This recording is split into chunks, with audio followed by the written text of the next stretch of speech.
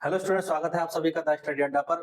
और आप जुड़ चुके हैं बहुत ही इंपॉर्टेंट क्लास में। Chapter 13 magnetic effect of electric current.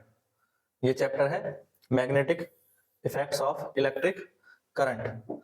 इस चैप्टर को डिस्कस करेंगे और बहुत ही शानदार डिस्कशन होने वाला है। इसके जितने भी क्वेश्चन आंसर हैं इस चैप्टर के, वो सारे क्वेश्चन आंसर आपके इसमें कवर हो जाएंगे। इससे पहले जो 12 चैप्टर हो चुके हैं वो आप प्ले लिस्ट में जाकर के देख सकते हैं। आपकी 12 क्लास हो चुकी हैं और 12 चैप्टर कंप्लीट हो चुके हैं। और एक प्लेलिस्ट जो है वो अलग अलग क्वेश्चन आंसर की भी बनाई हुई है। तो उस प्लेलिस्ट में आप जाएंगे तो आपको हर एक क्वेश्चन का एक वीडियो मिल जाएगा। तो आपको जिस भी क्वेश्चन में डाउट है तो उस क्वेश्चन का आंसर आप वहां से देख सकते हैं। तो इसका लिंक भी मैं डिस्क्रिप्शन में दे दूंगा दोनों प्लेलिस्ट का, तो आप प्लेलिस्ट में देख लेंगे। क्वेश्चन पर चलते हैं। पहला क्वेश्चन है, देखें इस क्वेश्चन को। पहला क्वेश्चन है, क्या है question? Why does a compass needle get deflected when brought near a bar magnet? जब एक बार मैग्नेट के पास हम लेकर के आते हैं कंपास निडल को, तो वो डिफ्लेक्ट क्यों होने लगती है? ये हमारे पास कंपास है, ठीक है, ये कंपास है जैसे आप यहां देख रहे हैं। तो ये कंपास है। अब इस कंपास को जब आप मैग्नेट के पास लाते हैं, हमारे पास एक कंपास है और कंपास क्या करता है, ये जो निडल है इसकी एक नॉर्थ डायरेक्शन बताती है और एक साउथ डायरेक्शन बताती है। तो अगर मैं इसको इस तरह से रख दूं तो ये अब यहाँ पर ये नॉर्थ साउथ में रुका हुआ है। और इसके पास जब हम मैग्नेट को लेकर के आएंगे तो आप देखोगे इसकी निडल जो है वो डिफ्लेक्ट हो जाती है। जहां जहां क्या हो रहा है कि इसका जो मैग्नेटिक फील्ड है, निडल का जो मैग्नेटिक फील्ड है, क्योंकि वो भी मैग्नेट ही है और ये भी मैग्नेट है, इन दोनों का मैग्नेटिक फील्ड एक दूसरे से इंटरसेक्ट करता है। तो इस कारण ये निडल जो है डिफ्लेक्ट होती है।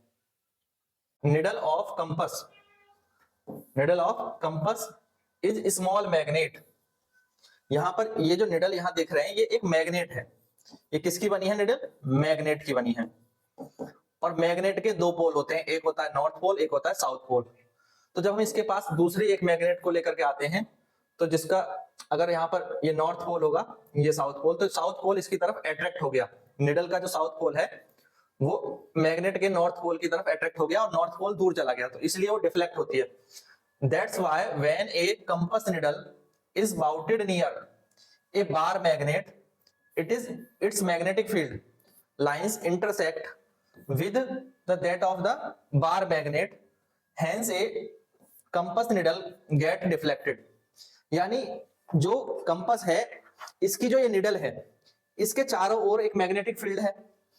अब ये मैग्नेटिक फील्ड के पास जब इस मैग्नेट को लाते हैं तो इस मैग्नेट का एक मैग्नेटिक फील्ड है और जब ये दोनों मैग्नेटिक फील्ड एक दूसरे को इंटरसेक्ट करते हैं तो आपने देखा कि निडल जो है वो डिफ्लेक्ट हो गई। फिर से देखो, ये नॉर्थ है और ऊपर साउथ है, और जब मैं इसको नॉर्थ को पास लाऊंगा तो ये डिफ्लेक्ट हो जाएगी। ठीक है, तो ये चीज क्लियर है। अब नेक्स्ट क्वेश्चन देखें। क्वेश्चन क्या है? Draw the magnetic field lines around a bar magnet. एक बार मैग्नेट के around magnetic field line draw करनी है। ये जो मैग्नेट है ये बार मैग्नेट है। अब इनके चारों ओर मैग्नेटिक फील्ड लाइन कैसी होंगी?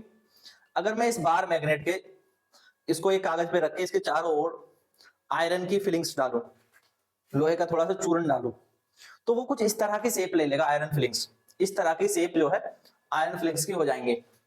और ये जो लाइंस आप देख रहे हैं, ये लाइंस जो आपको दिख रही हैं इस तरह की शेप में, ये क्या है? ये मैग्नेटिक फील्ड लाइंस हैं। ये मैग्नेटिक फील्ड लाइंस हैं। ठीक है, इस तरह ये जो लाइन आप देख रहे हैं ये मैग्नेटिक फील्ड लाइंस हैं। आगे देखें तो ये जो मैग्नेटिक फील्ड लाइंस होती हैं यहां पर, ये नॉर्थ से इमर्ज हो रही हैं। कहां से निकल रही हैं? यहाँ नॉर्थ से निकल रही हैं और नॉर्थ से इमर्ज होने के बाद कहां जा रही हैं? साउथ पोल पर। तो ये मैग्नेट के नॉर्थ पोल से आ रही हैं और साउथ पोल पर मर्ज हो रही हैं। और ये कभी भी एक दूसरे को काटती नहीं है, ये एक दूसरे को कहीं भी काटती नहीं है, वो हम देखेंगे आगे। तो इस तरह से ये डायग्राम हमें बनाना है, यहाँ पर केवल ड्रॉ करने की बात है। आगे के जो क्वेश्चंस होंगे उनमें हम देखेंगे कि इनकी प्रॉपर्टीज क्या होती हैं। मैग्नेटिक फील्ड लाइन, तो ये जो रिप्रेजेंटेशन है इन्हीं को हम कहते हैं मैग्नेटिक फील्ड लाइंस।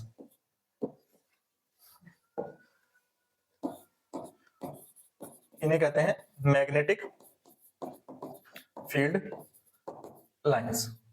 तो ये डायग्राम मैग्नेटिक फील्ड लाइंस को दिखा रहा है। ठीक है, तो ये डायग्राम बना लेंगे। अब नेक्स्ट क्वेश्चन देखें जिसमें कि हमें प्रॉपर्टीज को देखना है। क्या क्वेश्चन है? List the properties of magnetic lines of force. Magnetic lines की जो प्रॉपर्टीज हैं वो बतानी है। क्या प्रॉपर्टीज होती है मैग्नेटिक फील्ड लाइंस में? ये बार मैग्नेट है जिसके चारों ओर ये मैग्नेटिक फील्ड लाइंस है, इस तरह से दिखती हैं। तो मैग्नेटिक फील्ड लाइंस कैसे दिखती हैं एक बार मैग्नेट के चारों ओर? वो हमने पहले भी देखा है, पिछले क्वेश्चंस में भी देखा है। इनकी क्या प्रॉपर्टीज होती हैं ये चीज देखें। क्या प्रॉपर्टीज होती हैं? सबसे पहले ये नॉर्थ पोल से निकल करके साउथ पोल पे मर्ज होती हैं। कहां से आ रही हैं? नॉर्थ पोल से आ रही हैं और कहां जा रही हैं? साउथ पोल की तरफ जा रही हैं। ठीक है, तो फर्स्ट पॉइंट हो गया, magnetic field lines emerge from north pole, they merge at the south pole. Clear है? दूसरी क्या प्रॉपर्टी है कि जो इनकी डायरेक्शन है मैग्नेट के अंदर, अब मैग्नेट के अंदर इनकी डायरेक्शन देखोगे तो कुछ ऐसे मैग्नेटिक फील्ड लाइंस चलती हैं इस तरह से, और ये पैरेलल रेज में, यानी साउथ से नॉर्थ पोल की ओर, साउथ से नॉर्थ पोल की ओर। The direction of field lines inside the magnet is from south pole to north pole. Next देखें, तीसरा पॉइंट क्या है कि ये कहीं भी एक दूसरे को काटती नहीं है, ये लाइंस एक दूसरे को इंटरसेक्ट नहीं करती हैं। Magnetic field line does not intersect each other, does not intersect each other. ये बात क्लियर हुई कि मैग्नेटिक फील्ड लाइंस की क्या प्रॉपर्टीज हैं। ठीक है, ये इंपॉर्टेंट प्रॉपर्टीज हमें ध्यान में रखनी है। क्लियर है? यहां तक चीजें क्लियर हो रही हैं, वीडियो को लाइक करें और शेयर जरूर करें अपने सभी दोस्तों के साथ, ज्यादा से ज्यादा दोस्तों को जोड़ लें और चैनल को सब्सक्राइब भी करते चलें। अब नेक्स्ट क्वेश्चन देखते हैं। अब नेक्स्ट क्वेश्चन देखें, why do not two magnetic lines of force intersect each other. क्यों दो मैग्नेटिक लाइन एक दूसरे को इंटरसेक्ट नहीं करती हैं? अब दो मैग्नेटिक लाइन एक दूसरे को इंटरसेक्ट क्यों नहीं करती हैं, इस चीज को समझना। देखो, ये यहां पर कंपास दिखा है, ये बार मैग्नेट है और ये कंपास है। तो होता क्या है कि जब ये कंपास जो है बार मैग्नेट के पास, अगर मैं किसी भी जगह पर इस कंपास को रखता हूं तो ये निडल एक डायरेक्शन में प्रोजेक्ट करती है। ठीक है, किसी भी जगह अगर मैं इसको लाऊंगा तो इस निडल की एक डायरेक्शन होगी और वो केवल एक ही डायरेक्शन हो सकती है हर जगह पर। पर्टिकुलर अलग अलग एंगल पर वो अलग अलग एंगल पे निडल जो है, जैसे यहां पर रखूंगा तो देखो निडल कहां है, इधर रखूंगा तो निडल कहां है। अब इसका मतलब क्या है कि जो मैग्नेटिक फील्ड लाइन है, ये जो मैग्नेटिक फील्ड लाइन है, अगर मैंने कंपास को यहां रखा तो निडल की डायरेक्शन सपोज करो ये है, तो क्या कभी इसकी दो डायरेक्शन हो सकती हैं? किसी एक पॉइंट पर निडल की दो डायरेक्शन हो सकती है? नहीं हो सकती। इसीलिए किसी एक पॉइंट पर दो डायरेक्शन नहीं हो सकती, इसलिए मैग्नेटिक फील्ड लाइन एक दूसरे को नहीं काटती हैं। इसका मतलब ये हमेशा एक दूसरे से अलग रहती हैं, काटती नहीं है। तो यही रीजन है। आंसर देखें, क्या है answer? Two magnetic field lines do not intersect each other because if they do it, अगर वो ऐसा करती तो द पॉइंट ऑफ इंटरसेक्ट, जहां पर वो इंटरसेक्ट करती वहां पर हमारे कंपास में दो डायरेक्शन आनी चाहिए निडल की। तो the point of intersection of the intersect the compass needle, जो कंपास है is showing two different direction which is not possible. और हमने जब इसके चारों ओर कंपास को हम रखते हैं तो ऐसा कभी नहीं होता कि हमें कभी दो डायरेक्शन देखने को मिले, हमें हमेशा एक ही डायरेक्शन देखने को मिलती है। तो जब हमेशा हमें एक ही डायरेक्शन देखने को मिलती है, इसका मतलब क्या है कि ये मैग्नेटिक फील्ड लाइंस एक दूसरे को इंटरसेक्ट नहीं करती हैं। ये बात क्लियर है कि मैग्नेटिक फील्ड लाइन एक दूसरे को इंटरसेक्ट नहीं करती हैं, क्योंकि कहीं पर भी अगर आप कंपास को रखेंगे एक बार मैग्नेट के चारों ओर, तो वो हमेशा एक पर्टिकुलर डायरेक्शन में निडल शो होगी। ऐसा नहीं होगा कि वो किसी दो डायरेक्शन के बीच में डिफ्लेक्ट हो। ठीक है, ये बात क्लियर है। अब नेक्स्ट क्वेश्चन को देखें। नेक्स्ट क्वेश्चन है, इसको देखें ध्यान से। क्या है क्वेश्चन? क्वेश्चन है, consider a circular loop of wire lying in the plane of the table, let the current passes through the loop clockwise, apply the right hand rule to find out the direction of the magnetic field inside and outside the loop। ये हमें एक circular loop है, circular loop जिसमें current flow कर रहा है। ये देखो, ये एक सर्कुलर वायर समझ लें, ये सर्कुलर वायर है और इसमें क्या है, यहां पर करंट फ्लो हो रहा है। इसके अंदर जब करंट फ्लो होगा, इसको मैंने यहाँ पर कनेक्ट किया है, किससे, बैटरी से कनेक्ट किया है। तो ये करंट की डायरेक्शन यहाँ पर ऐसी हो जाएगी और इस साइड में ऐसे डाउनवर्ड हो जाएगी। तो राइट हैंड थंब रूल से हमें करंट की डायरेक्शन ऊपर की तरफ है, तो मैं देखूंगा कि जब ये वायर यहाँ पर है तो इसमें ऐसे सर्कुलर प्लेन में ये इसका मैग्नेटिक फील्ड है। ये क्या है, मैग्नेटिक फील्ड है। एक टेबल पे मान लो ये टेबल है और ये वायर ऐसे आ रहा है, ये वायर इस तरह से है, इस वायर के अंदर करंट है। तो इस वायर को अगर मैं ऐसे हाथ में पकड़ूं तो ऊपर की डायरेक्शन में करंट है। तो ऊपर की डायरेक्शन में जब करंट है तो ये जिस तरह से मेरी उंगलियां यहाँ पर बंद हो रही हैं इस तरह से, तो इसी डायरेक्शन में जो है इसके चारों ओर सर्कुलर जो है मैग्नेटिक फील्ड लाइंस होंगी। ठीक, इसके अब यहाँ पर करंट की डायरेक्शन क्या होगी, अपोजिट होगी, नीचे की ओर। तो अब करंट की डायरेक्शन नीचे की ओर है तो राइट हैंड थंब रूल से राइट हैंड को नीचे की ओर, थंब जो है वो करंट की डायरेक्शन बता रहा है और उंगलियां ऐसे बंद हो रही हैं, तो ऐसे बंद हो रही है, इसका मतलब ये डायरेक्शन किसकी हो गई, ये डायरेक्शन हो गई मैग्नेटिक फील्ड लाइंस की, इस तरह से सर्कुलर लूप्स। ठीक है, यहां पर भी हम देख सकते हैं ये वायर है जिसमें करंट फ्लो कर रहा है। तो इस पॉइंट पे करंट की डायरेक्शन देखो, करंट की डायरेक्शन देखेंगे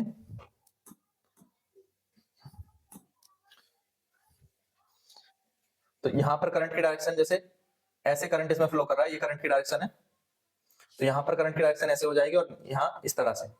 तो अब देखेंगे राइट हैंड सर्कुलर रूप से, तो ये सर्कल किस तरह से बनेंगे, करंट जब इस तरह से जा रहा है तो सर्कल यहाँ पर इस तरह से हमें ये दिखाई देते हैं।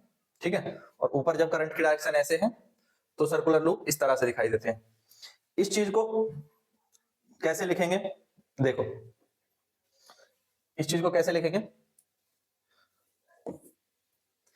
इनसाइड द लूप, हम बात कर रहे हैं इनसाइड द लूप। ये लूप के अंदर देखें, ये वाला हिस्सा जो है अंदर अंदर वाला, इनसाइड द लूप करंट की डायरेक्शन यहां पर ये वायर है और इसमें करंट फ्लो कर रहा है और करंट की डायरेक्शन यहां अपवर्ड है और यहां डाउनवर्ड है। तो inside the loop, inside the loop जब ये सर्कुलर जो है ये कैसे बन रहे हैं सर्कल, इस तरह से। ठीक है, तो inside the loop appears inside the table, outside the loop appears to emerge out from the table। ये कब है, जब करंट अपवर्ड फ्लो कर रहा है तो ये ऐसे टेबल से इस तरह से हमें नजर आएंगे टेबल के फ्लोर पर इनकी डायरेक्शन। और जब करंट डाउनवर्ड फ्लो कर रहा है तो डाउनवर्ड फ्लो के केस में राइट हैंड थंब रूल से ये हमें लूप जो आएगा वो इस तरह से नजर आएंगे कि इमर्ज कर रहे हैं कहां से, इनसाइड से, और आउटसाइड पे नीचे जा रहे हैं।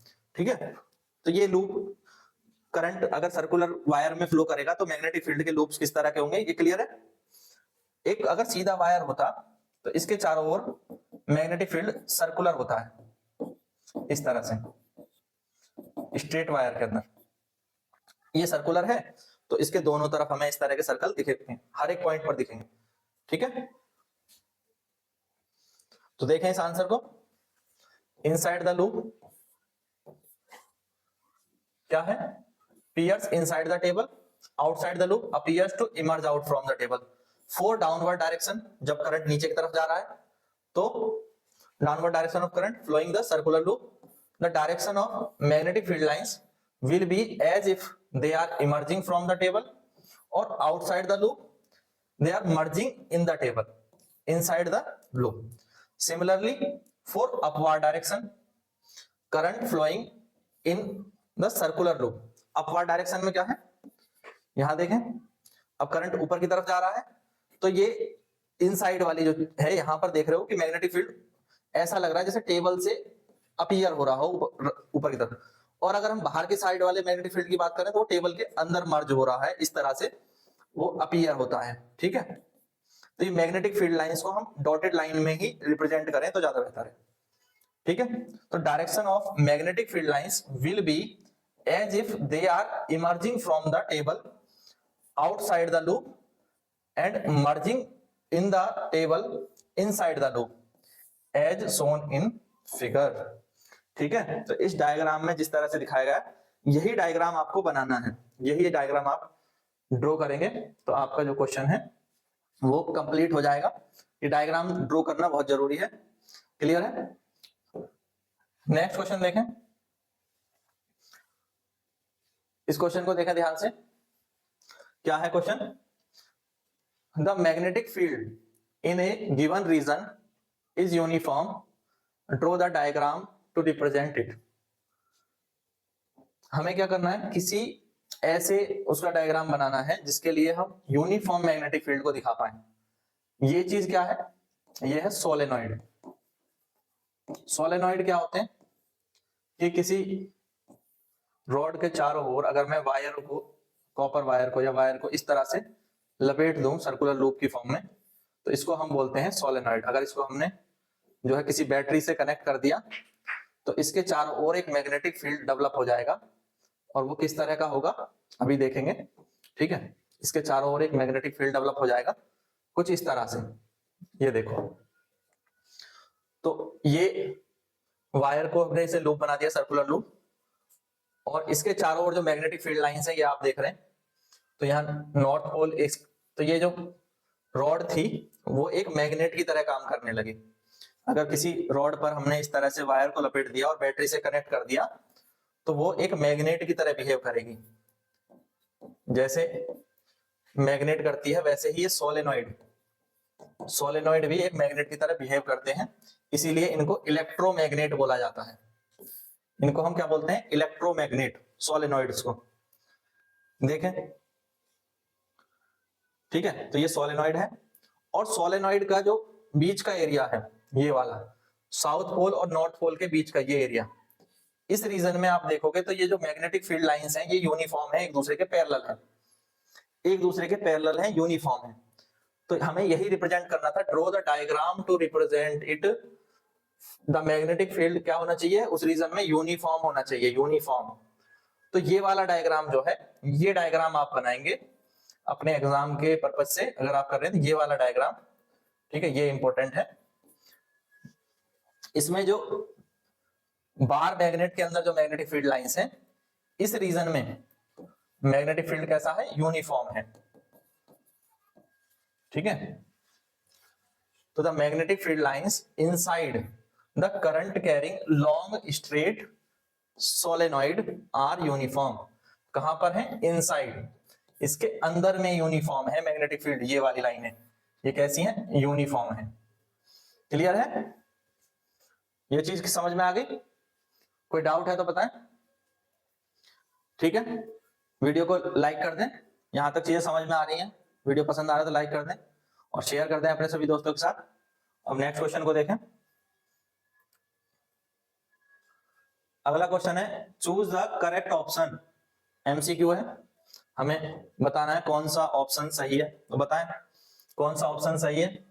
Magnetic field inside the long straight solenoid current carrying is, क्या होता है? एक सोलेनॉइड के अंदर में मैग्नेटिक फील्ड, ये सोलेनॉइड है, ठीक है। सोलेनॉइड क्या होती है अभी बताया। अगर सर्कुलर लूप्स वायर के बना दिए जाए तो ये एक सोलेनॉइड है। जब हम इसको बैटरी से कनेक्ट कर देंगे तो ये सोलेनॉइड इलेक्ट्रोमैग्नेट की तरह मैग्नेट की तरह बिहेव करेगा, इसीलिए इनको इलेक्ट्रोमैग्नेट बोलते हैं। और इनके अंदर में जो मैग्नेटिक फील्ड लाइंस हैं वो आप देखोगे कि ये यूनिफॉर्म है, एक दूसरे के पैरेलल चल रही हैं, यूनिफॉर्म मैग्नेटिक फील्ड लाइंस है, ठीक है। तो यहां पर मैग्नेटिक फील्ड लाइंस कैसी है? यूनिफॉर्म है। क्लियर है? तो आंसर कौन सा हो जाएगा? मैग्नेटिक फील्ड जो है यहां पर is the same at all point, option number 4 ये करेक्ट है, ठीक है। मैग्नेटिक फील्ड सेम होता है सोलेनॉइड के अंदर। नेक्स्ट देखिए, यहां पर भी दिखाया है, ये सोलेनॉइड के अंदर मैग्नेटिक फील्ड जो है वो सेम होता है। अगला क्वेश्चन देखिए, क्या क्वेश्चन है? क्वेश्चन है, which of the following property of a proton can change while it move freely in a magnetic field. कौन सी प्रॉपर्टी जो है वो प्रोटॉन की चेंज हो सकती है अगर वो मैग्नेटिक फील्ड में मूव कर रहा है, ठीक है। तो यहां पर देखें, ये एक मैग्नेटिक फील्ड है जहां पर हमने ये मैग्नेटिक फील्ड को क्रॉस से रिप्रेजेंट किया है। इसका मतलब मैग्नेटिक फील्ड की डायरेक्शन इनवर्ड है, अंदर की ओर है। ऊपर की ओर होती तो उसको पॉइंट आउट दिखाते, अंदर की ओर है मैग्नेटिक फील्ड डायरेक्शन, तो ये इनवर्ड है। अब इसमें मान लो कोई प्रोटॉन है, ठीक है, यानी कोई चार्ज है, अब प्रोटॉन पर सपोज करें कि कोई पॉजिटिव चार्ज है। अब प्रोटॉन जब मैग्नेटिक फील्ड के अंदर आता है तो वो किसी फोर्स के कारण ऐसे मूव कर रहा है, ठीक है, वो चलता हुआ आया और मैग्नेटिक फील्ड में एंटर किया, और जैसे ही एंटर किया तो मैग्नेटिक फील्ड ने उस पर एक फोर्स लगाया, जिसके कारण उसकी डायरेक्शन जो है वो चेंज होते जाएगी और उसका पाथ कैसा हो जाएगा, एक सर्कुलर पाथ हो जाएगा, और हर पॉइंट पे उसकी डायरेक्शन जो है वो क्या होगी, हर एक पॉइंट पे उसकी डायरेक्शन चेंज हो जाएगी। किसके कारण? मैग्नेटिक फील्ड के कारण। हाँ, वो जिस स्पीड से ट्रेवल कर रहा है वो स्पीड सेम बनी रहेगी, पर उसकी डायरेक्शन चेंज होती जाएगी। अब स्पीड अगर सेम है, स्पीड क्या है, सेम है, और यहां डायरेक्शन क्या होगी, चेंज हो जाएगी, तो इसका मतलब वेलोसिटी चेंज हो जाएगी, मास सेम रहेगा प्रोटॉन का, स्पीड भी सेम रहेगी, तो ये तो गलत हो गया। हमसे ये पूछा कौन से फैक्टर जो है वो चेंज होंगे, किस फैक्टर में चेंज आएगा वो बताना है। तो वेलोसिटी में चेंज आएगा, दूसरा मोमेंटम में चेंज आएगा, क्योंकि मोमेंटम भी किस पर डिपेंड करता है, वेलोसिटी पर, ठीक है, तो मोमेंटम में भी चेंज आएगा। और हम यहाँ पर साफ साफ दिया है कि आपके जो आंसर है वो एक से ज्यादा ऑप्शन हो सकते हैं, तो ऑप्शन नंबर 3 और ऑप्शन नंबर 4 दोनों करेक्ट हैं, ठीक है, ऑप्शन नंबर 3 और ऑप्शन नंबर 4 दोनों करेक्ट हैं। क्लियर है ये चीज?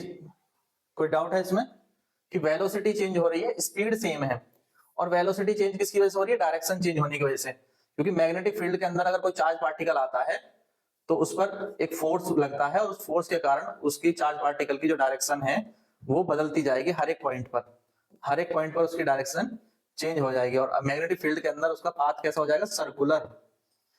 क्लियर है? अगर ये पूछ लेता कि कोई चार्ज पार्टिकल मैग्नेटिक फील्ड के अंदर ट्रेवल कर रहा है तो किस पाथ पे ट्रेवल करेगा, तो हम कहेंगे सर्कुलर पाथ पे, ठीक है। नेक्स्ट देखें, इस क्वेश्चन को देखें ध्यान से, नेक्स्ट क्वेश्चन को देखें, एक्टिविटी वाला क्वेश्चन है, ये एक्टिविटी आपकी बुक में दी हुई है, एक्टिविटी 13.7। इसमें एक्टिविटी हम सोचो कि क्या होगा कि ये जो रॉड है यहाँ पर, ये एक रॉड है, ये ए बी, और इस रॉड को एक मैग्नेट के बीच में प्लेस किया गया है, ये मैग्नेट है, ठीक है, ये मैग्नेट है, यू मैग्नेट या हॉर्स मैग्नेट, और जो रॉड है उसको हमने बैटरी से कनेक्ट भी किया हुआ है, करंट, ठीक है, बैटरी से इसको कनेक्ट किया हुआ है। तो रॉड को, अब इस चीज में आप देख रहे हो कि ये कनेक्ट किया हुआ है, अगर मैं करंट को बढ़ाता हूं, रॉड यहां पर जो करंट की, अभी इसमें करंट फ्लो कर रहा है आई, सपोज करो कि अभी उसकी वैल्यू है 5 एम्पियर, और अगर मैं इसको बढ़ा के 10 एम्पियर कर दूं तो क्या होगा, करंट की वैल्यू बढ़ाने पर क्या होगा। दूसरा पूछा है कि अगर मैं मैग्नेट, हॉर्सशू मैग्नेट जो है वो और स्ट्रॉन्गर मैग्नेट यूज कर लूं, अभी जो मैग्नेट यूज करिए उसकी जगह पर कोई और स्ट्रॉन्गर मैग्नेट यूज कर लूं तो क्या होगा, और अगर मैं रॉड की लेंथ बढ़ा दूं तो क्या होगा।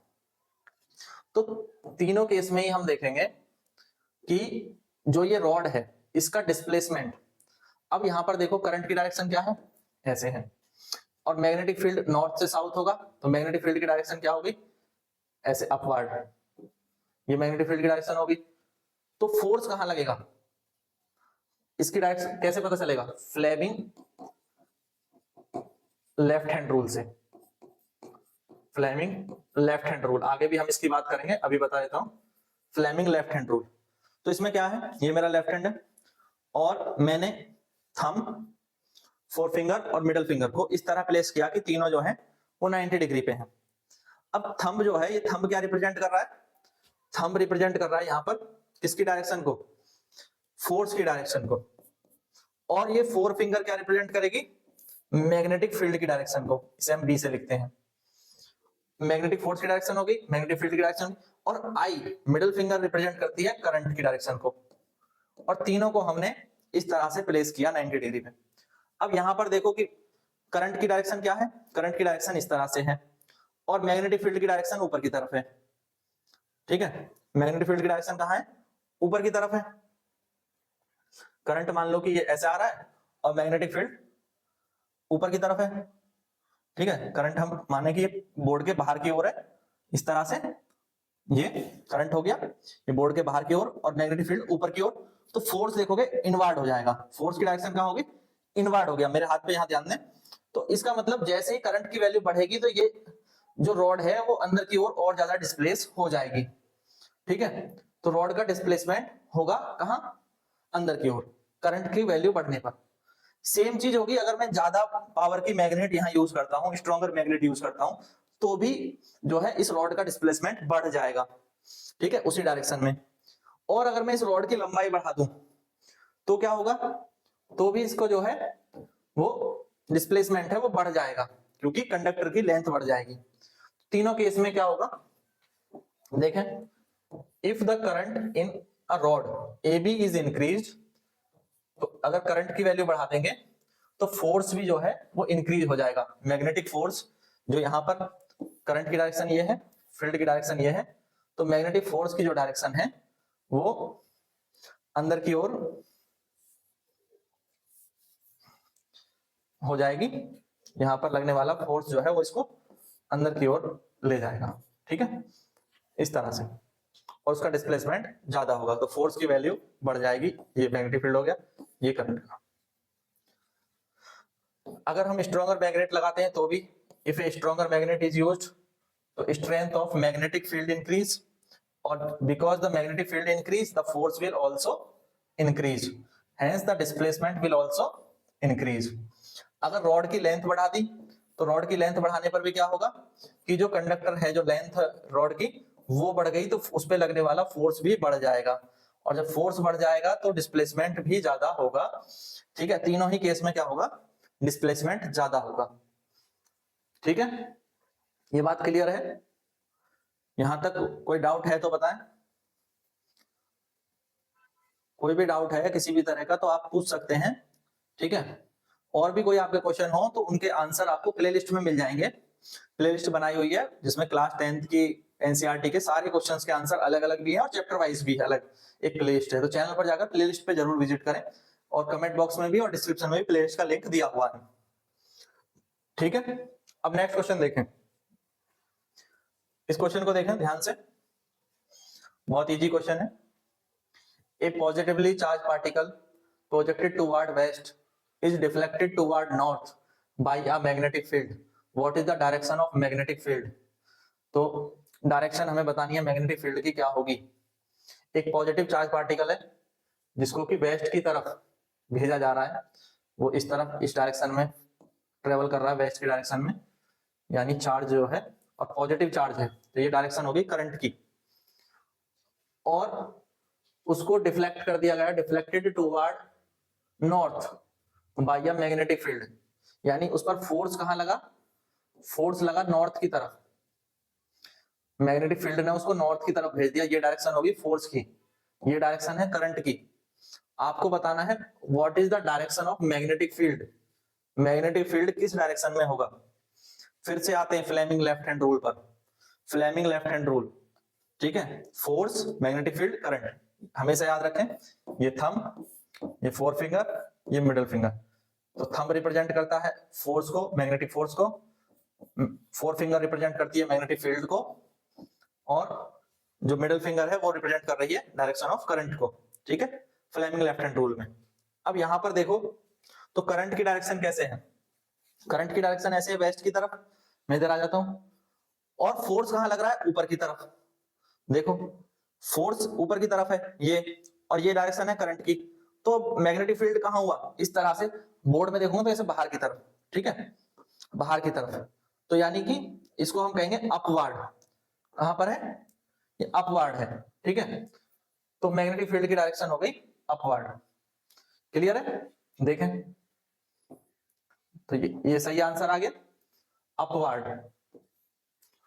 तो यहां पर इस तरह से बाहर की तरफ जो है मैग्नेटिक फील्ड की डायरेक्शन होगी, उसको हम ऐसे रिप्रेजेंट करते हैं, एक डॉट और ऐसे सर्कल लगा देते हैं। तो यहाँ पर हमने अगर ये दिखा दिया कि करंट की डायरेक्शन ये है आई, और फोर्स इस पे लग रहा है ऊपर की तरफ, तो इस पूरे प्लेन में जो मैग्नेटिक फील्ड होगा वो अपवार्ड होगा, और अपवार्ड मैग्नेटिक फील्ड को इस तरह से रिप्रेजेंट किया जाता है।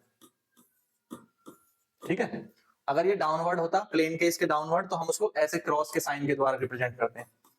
ये क्रॉस का साइन क्या रिप्रेजेंट करता है? डाउनवर्ड मैग्नेटिक फील्ड को, यानी इस प्लेन के अंदर की तरफ मैग्नेटिक फील्ड है।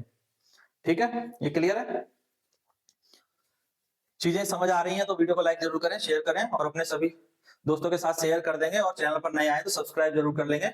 चलो अगले क्वेश्चन पर चलते हैं और देखते हैं नेक्स्ट क्वेश्चन को। तो अभी तक जिसकी हम बात कर रहे थे फ्लेमिंग लेफ्ट हैंड रूल, तो इस क्वेश्चन में वही पूछा है, what is Fleming left hand rule, state the Fleming left hand rule. तो इसको हमें डिफाइन करना है। क्या है लेफ्ट हैंड रूल? ये लेफ्ट हैंड है, इसको मैंने इस तरह से रखा, तो थंब बताएगा फोर्स की डायरेक्शन, और जो मिडिल फिंगर है वो बता रही है करंट की डायरेक्शन, और फोर फिंगर बता रही है मैग्नेटिक फील्ड की डायरेक्शन। यानी मैग्नेटिक फील्ड को हम लिखते हैं बी से, और करंट को हम लिखेंगे आई से, और फोर्स को हम लिखेंगे एफ से। ठीक है, तो लेफ्ट हैंड में ये तीनों एक दूसरे के परपेंडिकुलर हमने इस तरह से रिप्रेजेंट करने होते हैं। कई बार बताया मैंने, फोर्स, मैग्नेटिक फील्ड और करंट। तो क्या है फ्लेमिंग लेफ्ट हैंड रूल, किस लिए यूज करते हैं? इसमें हम अपने लेफ्ट हैंड को इस तरह से पोजीशन करते हैं, थंब, इंडेक्स फिंगर और मिडिल फिंगर को, इंडेक्स फिंगर, फोर फिंगर को कहते हैं, तीनों को राइट एंगल पे रखते हैं, place each other at right angle. Thumb क्या बता रहा है? मैग्नेटिक फोर्स को बता रहा है। थंब मैग्नेटिक फोर्स या मोशन को बता रहा है। फील्ड को, कौन मैग्नेटिक फील्ड को बता रही है? हमारी इंडेक्स फिंगर। और मिडिल फिंगर किसको बता रही है? करंट की डायरेक्शन को। ठीक है, कोई डाउट इसमें? अगर कोई डाउट है तो बताओ।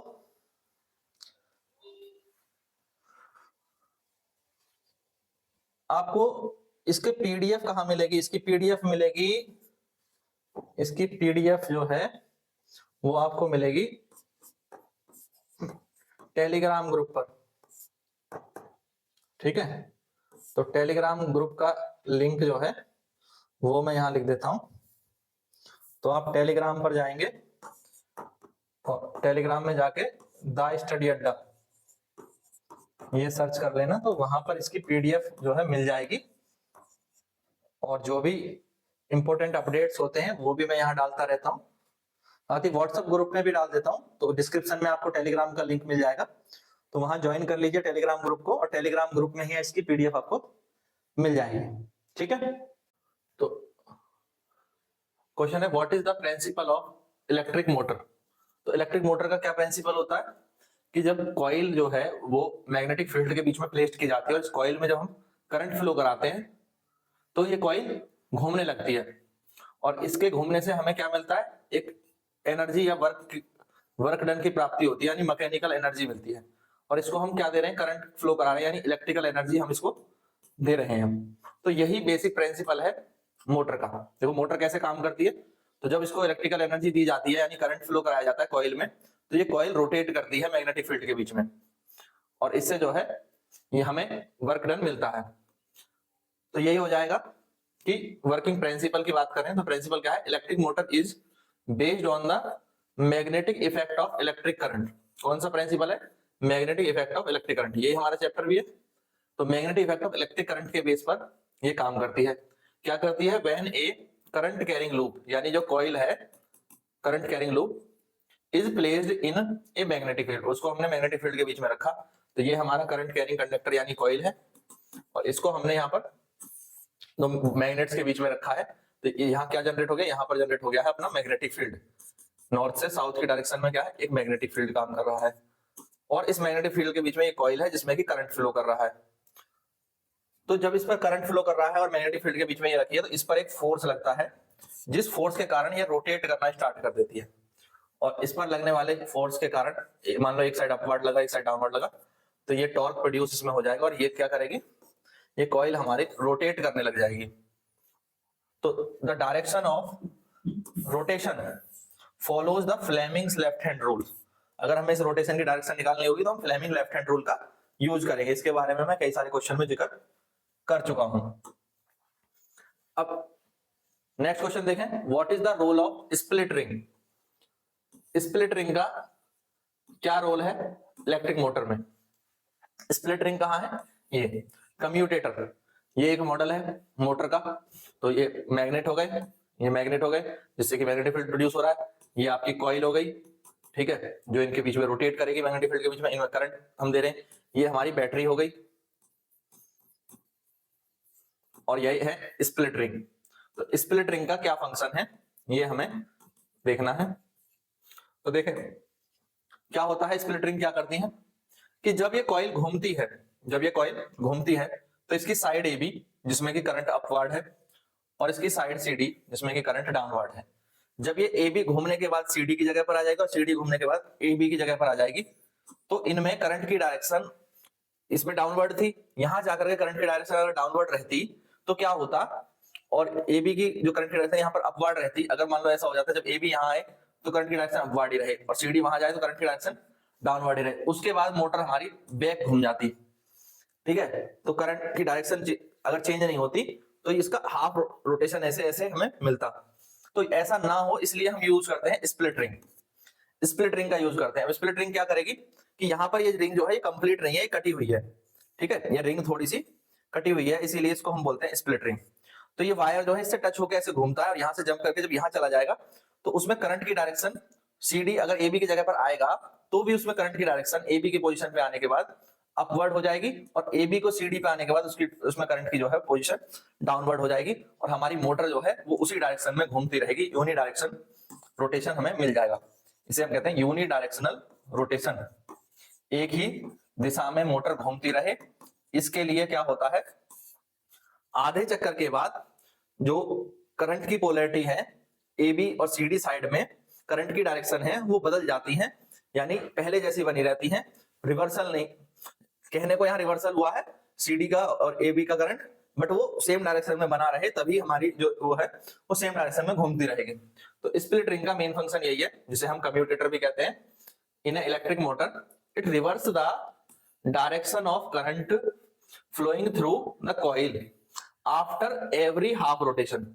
आधे सर्कल के बाद डार्क करंट की डायरेक्शन चेंज ना हो या उसको मेंटेन करता है, इसलिए ए बी में करंट ऊपर की तरफ था तो यहां तक आएंगे तो ए बी में करंट ऊपर की तरफ रहेगा, बट जब ए बी सी डी पर आ जाएगा तो करंट उसमें ए बी में नीचे की तरफ हो जाएगी। इसी तरह से सी डी जब ए बी की जगह पर जाएगी उसमें करंट की डायरेक्शन ऊपर की तरफ हो जाएगी, यानी हाफ रोटेशन के बाद कॉइल में जो करंट की डायरेक्शन है उसको रिवर्स कर देता है, और इस रिवर्सल के कारण जो कॉइल है वो कंटिन्यू एक डायरेक्शन में सेम डायरेक्शन में मूव करती रहती है, रोटेट करती रहती है।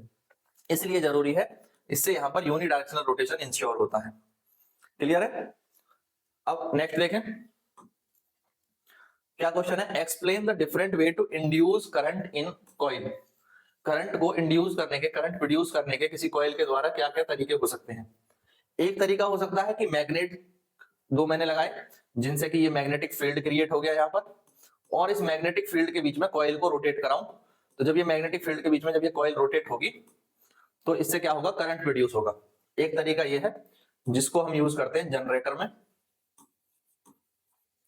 दूसरा तरीका है, मेरे पास कोई कॉइल है और इस कॉइल के अंदर मान लो ये होलो पाइप है, होलो एक रोड है, आयरन रोड है, तो इसके अंदर मैं मैग्नेट को मूव कराऊं, एक मैग्नेट इसके अंदर डाल दूं और उसको ऐसे से मूव कराऊं, ठीक है। तो जब मैग्नेट जो है इसमें इनवर्ड और आउटवर्ड मूवमेंट करेगी तो इस कॉइल में क्या होगा, करंट इंड्यूस हो जाएगा, इस कॉइल में करंट इंड्यूस हो जाएगा, जिसे हम गैल्वेनोमीटर पर डिटेक्ट कर सकते हैं।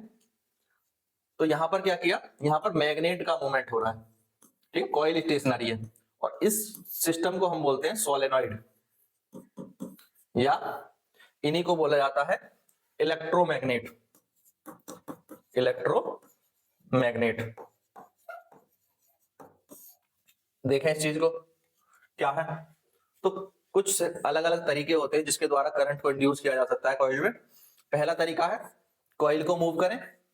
कॉइल मूव कब होगी, जब मैग्नेटिक फील्ड हमारा स्टेशनरी है, हमारा मैग्नेटिक फील्ड अगर स्टेशनरी है तो हम इसमें कॉइल को मूव कर लें, जैसे कि जनरेटर में करते हैं, कॉइल को रोटेट कर रहा है तो करंट प्रोड्यूस हो जाएगा, ठीक है। When coil is moved quickly between the two poles of horseshoe magnet तो the electric current is induced in the coil, ठीक है, लाइक अ जनरेटर। और दूसरा है हम कॉइल को ना मूव करें, किसको मूव करें, मैग्नेट को मूव करें। If the magnet is moved relative to the coil तो the electric current is induced in the coil, जो कि सोलेनॉइड में होता है। ठीक है, क्लियर। अब नेक्स्ट देखें, state the principle of electric generator. तो जनरेटर किस पे काम करता है, प्रिंसिपल पे। जनरेटर जब मैग्नेटिक फील्ड के बीच में कॉइल को रोटेट कराते हैं तो करंट प्रोड्यूस करता है। ये सिंपल सा प्रिंसिपल है कि मैग्नेटिक फील्ड के बीच में हम कॉइल को रोटेट कराएं तो यहां पर करंट जो है प्रोड्यूस होता है, इंड्यूस होता है, इट इंड्यूसेस करंट। ये हमारा प्रिंसिपल है जनरेटर का। देखें तो an electric generator operate on the principle of electromagnetic induction, और इसी प्रिंसिपल को क्या कहते हैं, इलेक्ट्रोमैग्नेटिक इंडक्शन कहते हैं, ईएमआई, इलेक्ट्रोमैग्नेटिक इंडक्शन। क्या प्रिंसिपल है, when the coil rotates between the magnetic field, ये मैग्नेटिक फील्ड की डायरेक्शन है, ठीक है, मैग्नेटिक फील्ड की डायरेक्शन नॉर्थ से साउथ हो गई, इसके बीच में एक कॉइल प्लेस है और ये कॉइल रोटेट हो रही है। जब रोटेट होगी तो इस कॉइल में क्या हो जाएगा, करंट जनरेट हो जाएगा। तो ये इलेक्ट्रिसिटी जनरेट करने का एक तरीका है। सबसे ज्यादा इलेक्ट्रिसिटी जनरेट होती है इसी मेथड के द्वारा, जिसे हम जनरेटर कहते हैं, ठीक है। और जनरेटर इलेक्ट्रिसिटी प्रोड्यूस करते हैं। और जनरेटर कैसे काम करते हैं ये समझ में आ गया, इलेक्ट्रोमैग्नेटिक इंडक्शन के बेस पे काम करते हैं, ठीक है। नेक्स्ट देखें, name the some sources of direct current. Direct current यानी डीसी, इसको हम शॉर्ट में कहते हैं डीसी। डायरेक्ट करंट के कुछ सोर्सेज हमें बताने हैं जहां पर हमें स्टोरेज के फॉर्म में जो है इलेक्ट्रिसिटी मिल रही है। डीसी का एक सिंपल सा मतलब होता है unidirectional flow of current. Current का फ्लो कैसा है, यूनी डायरेक्शनल, ठीक है, एक ही दिशा में करंट का फ्लो होता है, ये होती है डीसी। और एसी जो होती है वो बाई डायरेक्शनल होती है, ठीक है, वो पॉजिटिव और नेगेटिव साइड दोनों पर चलती है, हाफ रोटेशन के बाद उसकी डायरेक्शन चेंज हो जाती है। तो ऐसे करंट को हम कहते हैं अल्टरनेटिंग करंट, एसी। आगे हम बात करेंगे इनके बारे में। तो डीसी का जो सोर्स है वो सेल्स है, बैटरी है और डीसी जनरेटर है, ये सब डीसी के सोर्स हैं।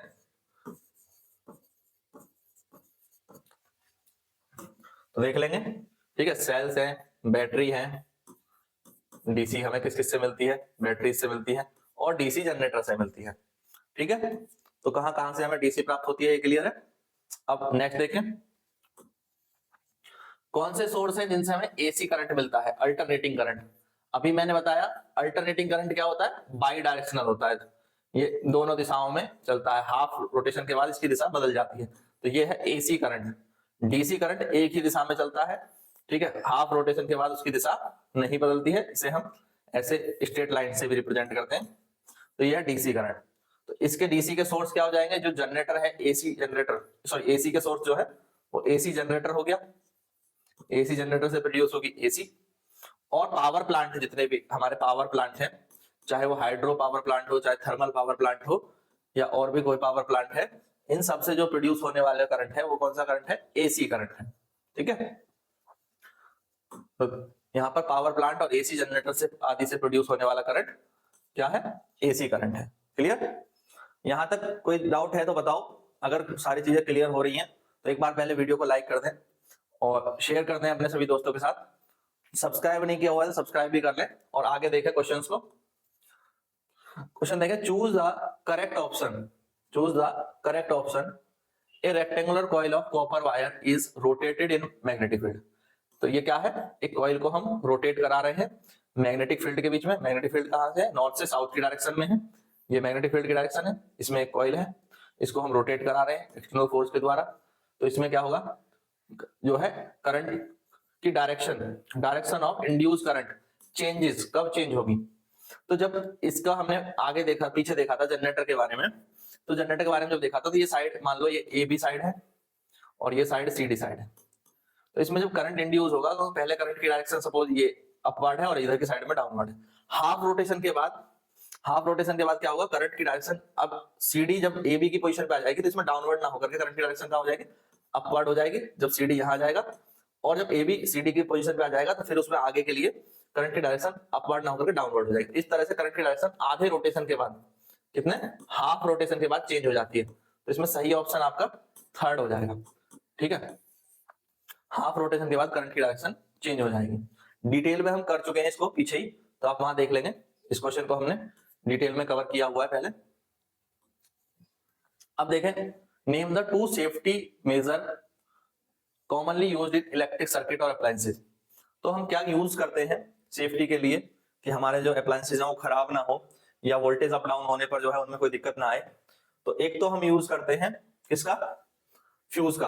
पहले जो है फ्यूज होते थे इस टाइप के, आजकल फ्यूज होता है ऐसे, एक तो ग्लास ट्यूब के अंदर एक वायर होती है, ठीक है, और ये वायर जो है अगर ज्यादा करंट आता है तो हीट होकर के ब्रेक हो जाती है, मेल्ट हो जाती है। पहले ये लॉक होते थे तो ये बाहर की तरफ निकल जाते, बट इसके लिए ज्यादा करंट की आवश्यकता होती थी इनको डिफ्यूज करने में। इनके बीच में एक वायर ऐसे ज्वाइन होता था, ठीक है, वो डिफ्यूज हो जाता था। आजकल इनको कम यूज करते हैं, आजकल जो है ये वाले फ्यूज यूज किए जाते हैं और एमसीबी बॉक्स यूज किए जाते हैं, एमसीबी, ठीक है। और दूसरा सेफ्टी मेजर में हम क्या करते हैं, पूरे घर के जो इलेक्ट्रिक सर्किट की अर्थिंग कराते हैं, अर्थिंग यानी करंट को ग्राउंड कराते हैं। आगे हम देखेंगे ग्राउंड क्यों कराते हैं, अर्थिंग क्यों कराते हैं।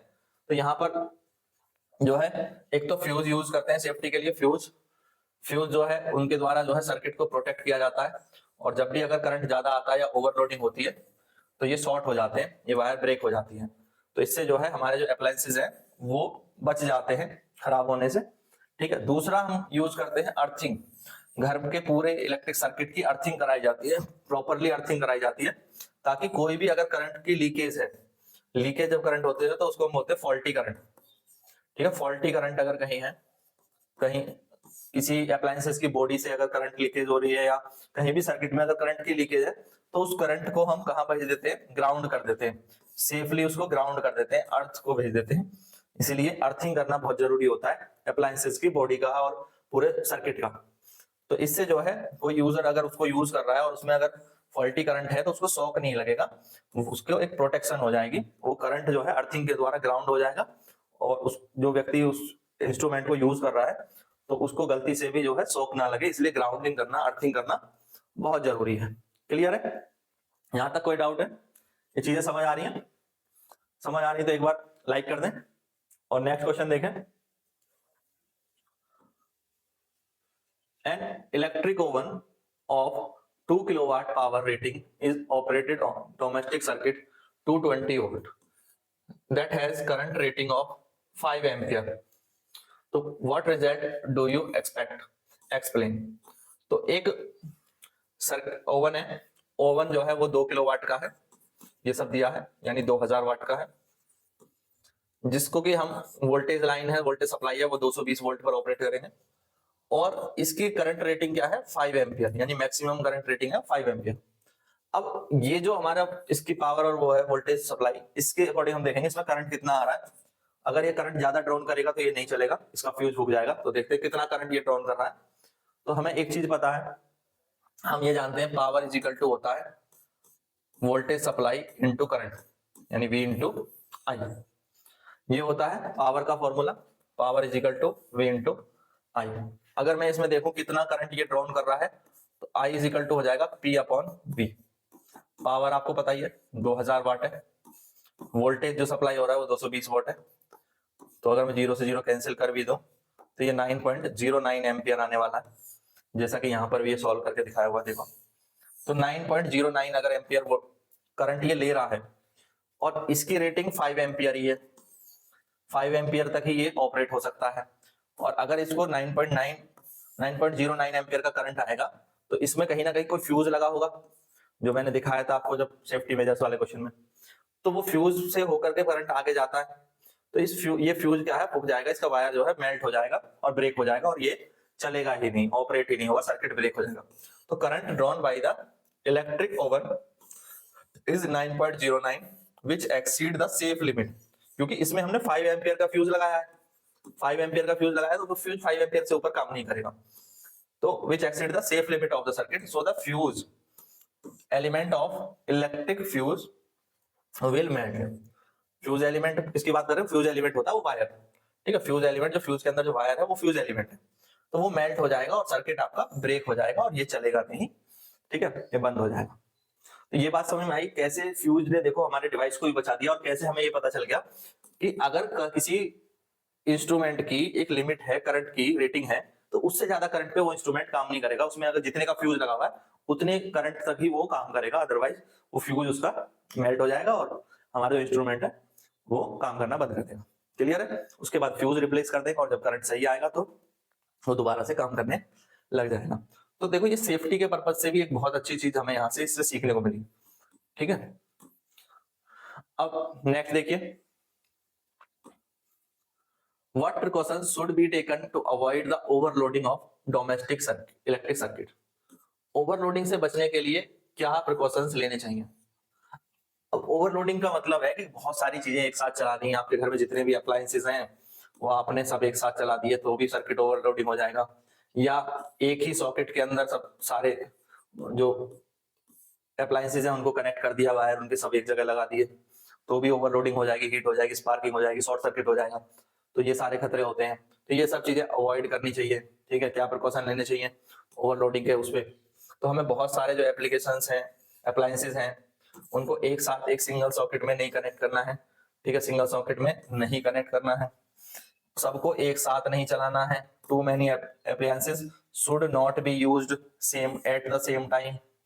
फॉल्टी अप्लायंसेस जो खराब है, ठीक है, उनमें कोई फॉल्ट है तो उनको नहीं कनेक्ट करना है। Faulty appliances should not be connected, उन्हें नहीं कनेक्ट करना है। फ्यूज लगे होने चाहिए हर एक डिवाइस में, हर सर्किट में एक फ्यूज, जो एक प्रॉपर करंट रेटिंग के फ्यूज यूज करने चाहिए, और फ्यूज लगे रहेंगे तो अगर करंट ज्यादा आता है या ओवरलोडिंग होती है तो फ्यूज फूक जाएगा, फ्यूज जो है मेल्ट हो जाएगा। ठीक है, तो आपके जो अप्लायंसेस है वो सेफ रहेंगे। तो ये सब चीजें करनी चाहिए। ठीक है, ओवरलोडिंग के समय उससे बचने के लिए, उससे होने वाले नुकसान से बचने के लिए पहली बात तो ओवरलोडिंग ना हो, इसके लिए मेनली ये पहले 2 पॉइंट है। फिर फॉल्टी अप्लायंसेस यूज नहीं करने, फ्यूज यूज करना है। क्लियर है? अब नेक्स्ट देखें, which of the following correctly describe the magnetic field near a long straight wire. एक लॉन्ग स्ट्रेट वायर के चारों ओर मैग्नेटिक फील्ड कैसा होगा? ये देखो, अगर एक वायर है, सीधा वायर है, तो इसके चारों ओर कैसा होगा मैग्नेटिक फील्ड? कंसेंट्रिक सर्कल के फॉर्म में होगा। यहाँ पे इस तरह से देखो, ये वायर है, सपोज करो इसमें ये करंट फ्लो कर रहा है, तो ये करंट फ्लो कर रहा है और करंट की डायरेक्शन ऐसे है, बाहर की ओर है, और मैग्नेटिक फील्ड इसके चारों ओर इस तरह से रोटेट कर रहा है। ठीक है, तो ये चीज क्लियर है। अब नेक्स्ट देखिए, नेक्स्ट क्वेश्चन को देखें, the phenomena of electromagnetic induction is. तो इलेक्ट्रोमैग्नेटिक इंडक्शन क्या है? इलेक्ट्रोमैग्नेटिक इंडक्शन जब कोई कॉइल जो है वो मूव करे, ठीक है, या मैग्नेट मूव करे, तो मैग्नेटिक फील्ड के चारों ओर अगर कॉइल मूव करे तो भी करंट प्रोड्यूस होगा, या फिर मैग्नेट मूव करे किसी कॉइल के अंदर, तो दोनों ही केस में जो है क्या होगा? करंट प्रोड्यूस होगा। तो रिलेटिव मोशन होना चाहिए किसके बीच में? मैग्नेट और कॉइल के बीच में। कोई एक स्टेशनरी हो तो दूसरा मूव करे, और दूसरा स्टेशनरी हो तो पहला वाला मूव करे। तो अगर मैग्नेट मूव करेगी तो इस केस में जब मैग्नेट मूव कर रही है तो यहाँ पर एक कॉइल है, इसे हम बोलते हैं सोलेनॉइड, तो ये भी क्या है? इलेक्ट्रोमैग्नेटिक इंडक्शन है। दूसरा इलेक्ट्रोमैग्नेटिक इंडक्शन देखने को मिलता है जब मैग्नेट तो स्टेशनरी होते हैं बट कॉइल मूव करती है मैग्नेटिक फील्ड के बीच में, जनरेटर के केस में। तो जनरेटर के केस में भी क्या होता है? इलेक्ट्रोमैग्नेटिक इंडक्शन के द्वारा करंट जनरेट होता है, ये कॉइल रोटेट होती है यहाँ पर मैग्नेट के बीच में। तो यहाँ पर मैग्नेटिक फील्ड है और उसके बीच में कॉइल रोटेट हो रही है तो करंट बनेगा। यहाँ पर मैग्नेट को हम मूव करा रहे हैं तो भी करंट प्रोड्यूस हो रहा है। तो ये ठीक है, इलेक्ट्रोमैग्नेटिक इंडक्शन, ऑप्शन सी ये करेक्ट हो जाएगा। नेक्स्ट देखिए, हाँ, the device use for producing electric current. Electric current produce करने के लिए कौन सी डिवाइस हम यूज करते हैं? तो करंट प्रोड्यूस करने के लिए यूज करते हैं जनरेटर। जनरेटर क्या करता है? मैकेनिकल एनर्जी को इलेक्ट्रिकल एनर्जी में कन्वर्ट करता है। ठीक है, तो जनरेटर का मेन काम है, तो जनरेटर से हम क्या बनाते हैं? इलेक्ट्रिसिटी प्रोड्यूस करते हैं, इलेक्ट्रिसिटी प्रोड्यूस की जाती है। तो इसीलिए इलेक्ट्रिक करंट किससे हमें मिलता है? जनरेटर से। क्लियर है? नेक्स्ट देखें, essential difference between AC generator और डीसी जनरेटर। तो एसी जनरेटर और डीसी जनरेटर में, ये एसी जनरेटर है और ये यहाँ डीसी जनरेटर है, इन दोनों में क्या डिफरेंस है? मेन डिफरेंस किस चीज का है कि एसी में इलेक्ट्रोमैग्नेट है और डीसी में जो है परमानेंट मैग्नेट है। क्या ऐसा है? यहाँ देखो, ये मैग्नेट कैसे हैं दोनों में? ये दोनों में ही परमानेंट मैग्नेट है। ठीक है, ये वाले जो मैग्नेट है ये दोनों में ही ये भी परमानेंट मैग्नेट है।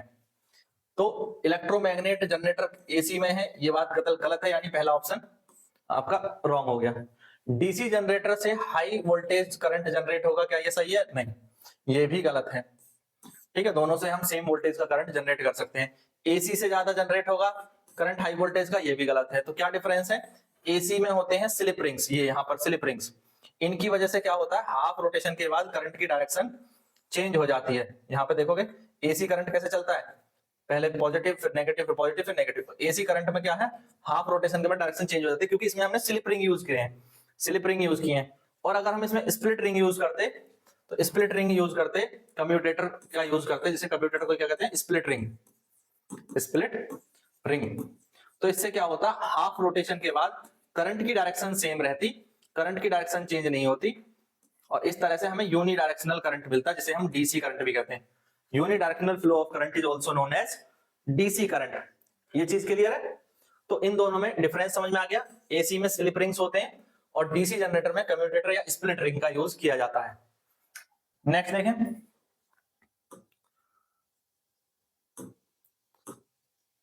अब क्या क्वेश्चन था कि शॉर्ट सर्किट के टाइम पर, शॉर्ट सर्किट के टाइम पर करंट, सर्किट में करंट का क्या होता है जब शॉर्ट सर्किट होता है। शॉर्ट सर्किट आप सभी ने देखा, क्या होता है कि जब जो न्यूट्रल वायर है और जो लाइव वायर है वो आपस में एक दूसरे को टच कर लें, इंसुलेशन खराब हो जाए, तार कटे हों या कोई जोड़ दिया जाए, तो जब ये आपस में एक दूसरे को टच कर लेते हैं, यहाँ पे स्पार्क पैदा हुआ, हाई, तो इसमें क्या हाई करंट जनरेट होता है, एकदम से जो करंट का अमाउंट है वो बढ़ जाता है, ठीक है, और इसी को हम बोलते हैं शॉर्ट सर्किट।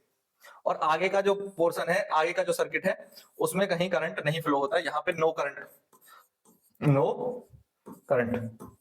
और पीछे वाले सर्किट में इसमें करंट की वैल्यू बढ़ जाती है, और यहाँ पर कई बार कंडीशन हो जाती है कि जो सर्किट है वो जल जाता है, ब्रेक हो जाता है, स्पार्किंग हो जाती है। तो यहाँ पर इंक्रीज हैवीली, करंट क्या होता है, हैवीली, बहुत तेजी से, बहुत ज्यादा बढ़ जाता है, एकदम से हैवीली इंक्रीज होता है। तो ऑप्शन सी या ऑप्शन थर्ड जो है वो हमारा सही हो जाएगा। क्लियर है? यहाँ पे ऑप्शन थर्ड ये सही है। शॉर्ट सर्किट के बारे में एक क्वेश्चन कराया हुआ है, ठीक है, वो देखोगे तो शॉर्ट सर्किट वहां डिटेल में मैंने समझाया शॉर्ट सर्किट क्या होता है, वैसे बता दिया शॉर्ट में। अब नेक्स्ट देखिए, क्वेश्चन है state the following statement are true और फॉल्स। ये स्टेटमेंट सही है या गलत है। तो जो इलेक्ट्रिक मोटर है वो मैकेनिकल एनर्जी को इलेक्ट्रिकल एनर्जी में कन्वर्ट करती है, ये स्टेटमेंट बताओ सही है कि गलत है।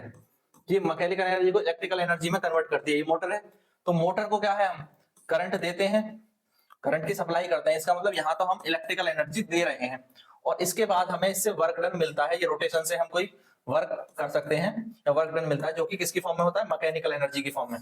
तो मोटर इलेक्ट्रिकल एनर्जी को मैकेनिकल एनर्जी में कन्वर्ट करती है, जबकि जनरेटर, जनरेटर आपके मैकेनिकल एनर्जी को इलेक्ट्रिकल एनर्जी में कन्वर्ट करते हैं, ठीक है। तो इसका मतलब ये स्टेटमेंट जो दिया हुआ है वो फॉल्स है, क्या बच्चों, वो स्टेटमेंट गलत है, ठीक है। ये चीज क्लियर हो गई, मोटर और जनरेटर के बीच में ये याद रहेगा। अब नेक्स्ट देखिए, यहां भी हमें ट्रू फॉल्स बताना है, ट्रू फॉल्स बताना है, क्या है कि एक इलेक्ट्रिक जनरेटर है, इलेक्ट्रिक जनरेटर वो इलेक्ट्रोमैग्नेटिक इंडक्शन के फिनोमिना पर काम करता है, इलेक्ट्रोमैग्नेटिक इंडक्शन के प्रिंसिपल पर काम करता है। क्या है इलेक्ट्रोमैग्नेटिक इंडक्शन का प्रिंसिपल, कि when A coil rotates in between a magnetic fluid, coil rotates between magnetic field, it induce, then current is induced in a coil, current is induced in a coil, यानी current induce होता है, current पैदा होता है जब किसी coil को magnetic field के बीच में हम रोटेट कराते हैं, और इसी को कहते हैं इलेक्ट्रोमैग्नेटिक इंडक्शन। तो जनरेटर क्या करता है, जनरेटर भी तो यही करता है, जब मैग्नेट के बीच में कॉइल को रोटेट कराते हैं तो इससे करंट प्रोड्यूस होता है, इलेक्ट्रिसिटी बनती है, जनरेटर का यही काम है।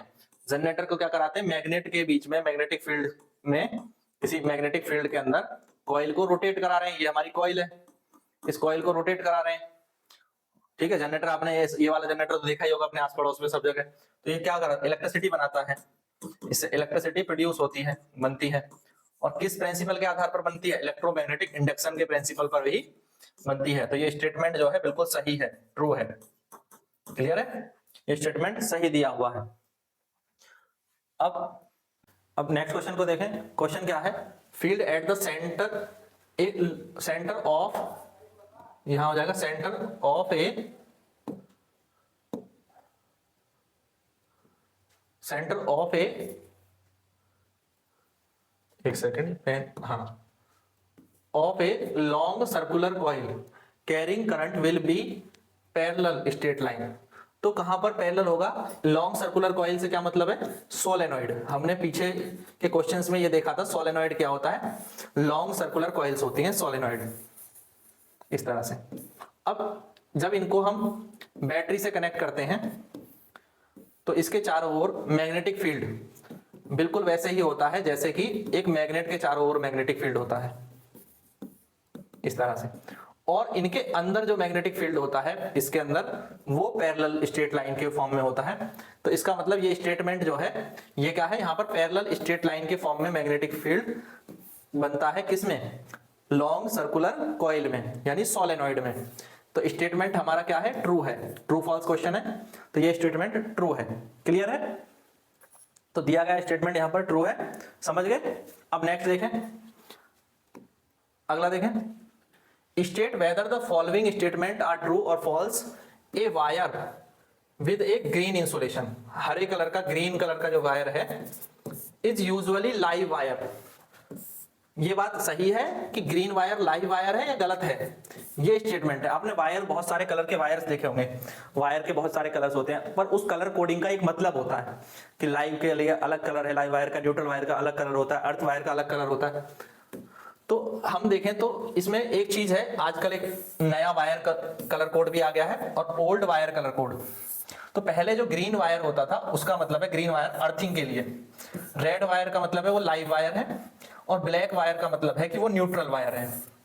नए कलर कोड में ग्रीन और येलो अर्थिंग के लिए यूज किए जाते हैं, ब्राउन कलर के वायर लाइव के लिए यूज किए जाते हैं, और ब्लू कलर के वायर न्यूट्रल के लिए यूज करते हैं। तो ये अभी भी होते हैं, ब्राउन और रेड दोनों लाइव हो गए, ब्लैक और ब्लू दोनों न्यूट्रल वायर हो गए, येलो और ग्रीन ये अर्थ वायर हो गए। तो यहां पर हमारा जो ग्रीन कलर का वायर है उसकी बात की जा रही है कि ग्रीन वायर लाइव वायर है।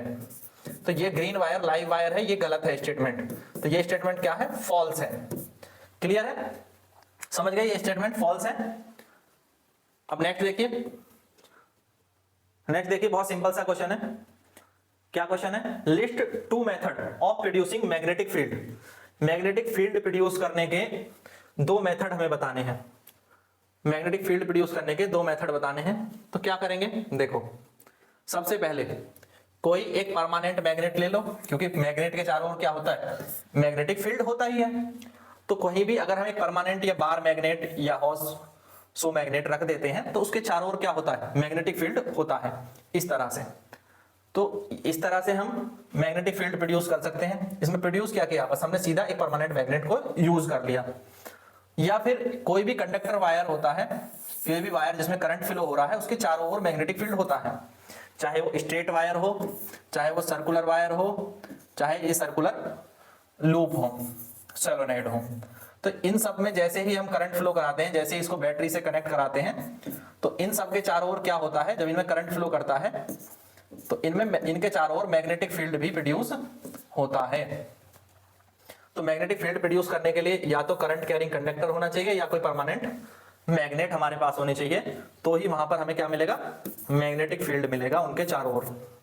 क्लियर है? तो मैग्नेटिक फील्ड प्रोड्यूस करने के लिए दो तरीके हो गए, ये चीजें समझ गए। और लिखना कैसे है वो आप यहां देख सकते हैं। नेक्स्ट देखिए, क्वेश्चन देखो, बहुत अच्छा क्वेश्चन है। How does the solenoid, solenoid यानी लॉन्ग कंडक्टिंग वायर, ये कॉइल, इनको हम कहते हैं सोलेनॉइड। कई बार मैं इसका जिक्र कर चुका हूं। Solenoid behave like a magnet. Solenoid कैसे बिहेव करते हैं? Like a magnet. Can you determine the north and south pole of a solenoid, यानी current carrying solenoid, with the help of bar magnet. क्या हम बार मैग्नेट से ये पता कर सकते हैं कि कौन सा पोल नॉर्थ है, कौन सा पोल इसका साउथ है? तो इसके नॉर्थ पोल और साउथ पोल डिटेक्ट किए जा सकते हैं या नहीं? तो ये क्वेश्चन है। पहले क्वेश्चन को समझना जरूरी है कि कौन सा पोल नॉर्थ है, कौन सा पोल साउथ है, ये हमें कैसे पता चलेगा? देखें, तो ये एक सोलेनॉइड है, ये सोलेनॉइड है जिसमें करंट फ्लो कर रहा है, तो ये इसके चारों ओर मैग्नेटिक फील्ड है। ठीक है, सोलेनॉइड क्या होता है?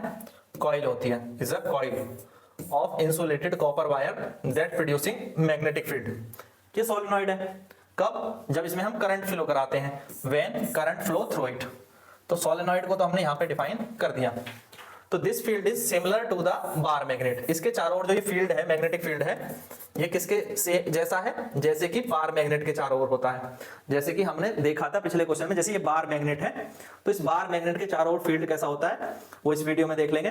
तो इस तरह से जो फील्ड आता है तो वो है, फिर when the north pole of a bar magnet is bounded near the end of solenoid।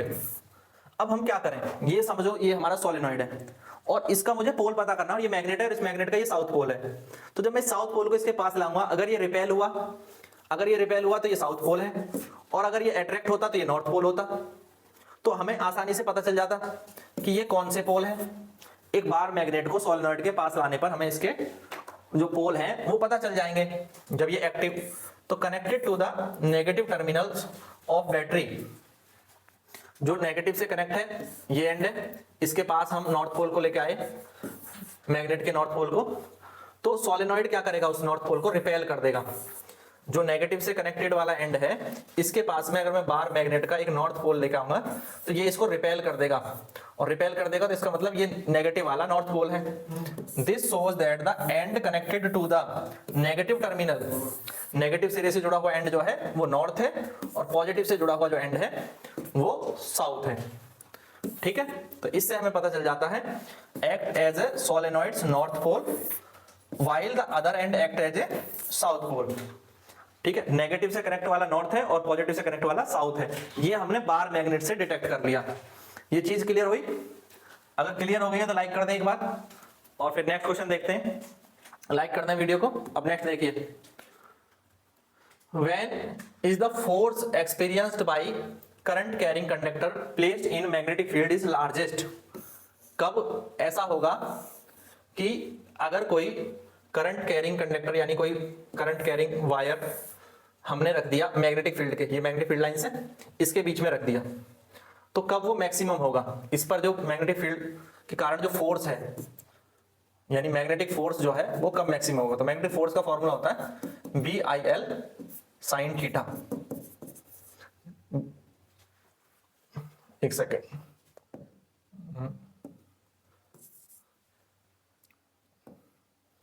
BIL sine theta. B है मैग्नेटिक फील्ड, ये समझ लीजिए B क्या है, मैग्नेटिक फील्ड है, ये यहां पर मैग्नेटिक फील्ड है।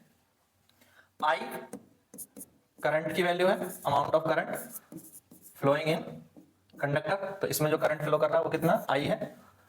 L लेंथ ऑफ कंडक्टर है, इसकी लेंथ है, और थीटा जो है मैग्नेटिक फील्ड और कंडक्टर के बीच में जो एंगल है ये है एंगल थीटा।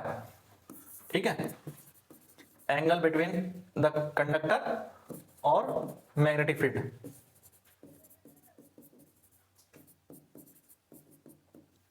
तो साइन थीटा की वैल्यू कब मैक्सिमम होगी, साइन थीटा की वैल्यू मैक्सिमम कब होती है 90 डिग्री पर, जो कि होती है 1।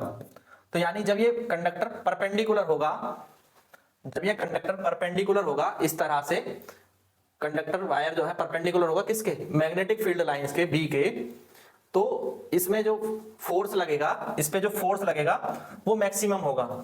ठीक है, अब यहाँ पर करंट की डायरेक्शन ऐसे है, हम फ्लेमिंग लेफ्ट हैंड रूल से देखें तो करंट की डायरेक्शन अपवर्ड है, और मैग्नेटिक फील्ड की डायरेक्शन जो है वो इसमें है, और करंट की डायरेक्शन अपवर्ड है। तो यहाँ पर जो फोर्स है वो फोर्स की डायरेक्शन क्या आएगी, इनवर्ड आएगी। मेरे हाथ में ध्यान देंगे तो ये जो मिडल फिंगर है ये करंट की डायरेक्शन में होगी अपवर्ड, ये मैग्नेटिक फील्ड की डायरेक्शन हो गई। ठीक है, और बोर्ड के अंदर की ओर, तो अंदर की ओर जो मैग्नेटिक फील्ड है उसको सॉरी फोर्स है, तो वो फोर्स कहाँ है, इनवर्ड डायरेक्शन में। मैग्नेटिक फील्ड की डायरेक्शन ये है, करंट की डायरेक्शन ये है, अब समझो। ठीक है, तो फोर्स जो लगेगा वो इनवर्ड डायरेक्शन में लगेगा 90 डिग्री पर, और ये मैक्सिमम फोर्स होगा। और जब फोर्स की वैल्यू मैक्सिमम होगी तो F = BIL होगा, क्योंकि साइन थीटा 90 होने पर साइन थीटा की वैल्यू 1 हो गई। क्लियर है? तो force experience by current carrying conductor is maximum when direction of current is perpendicular to the direction of magnetic field. तो जब ये परपेंडिकुलर होगा, थीटा की वैल्यू 90 डिग्री होगी, तो ये मैक्सिमम होगा।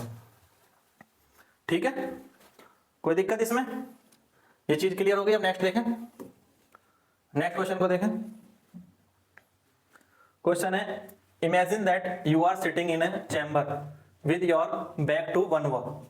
आप एक चैम्बर में बैठे हैं और एक दीवार की तरफ आपकी पीठ है पीछे की, और एक इलेक्ट्रॉन बीम आ रही है, एक इलेक्ट्रॉन बीम आ रही है, electron beam moving horizontally from your back. इस तरह से एक इलेक्ट्रॉन बीम इस तरह से आपके पीछे से आ रही है, ठीक है, ये समझो।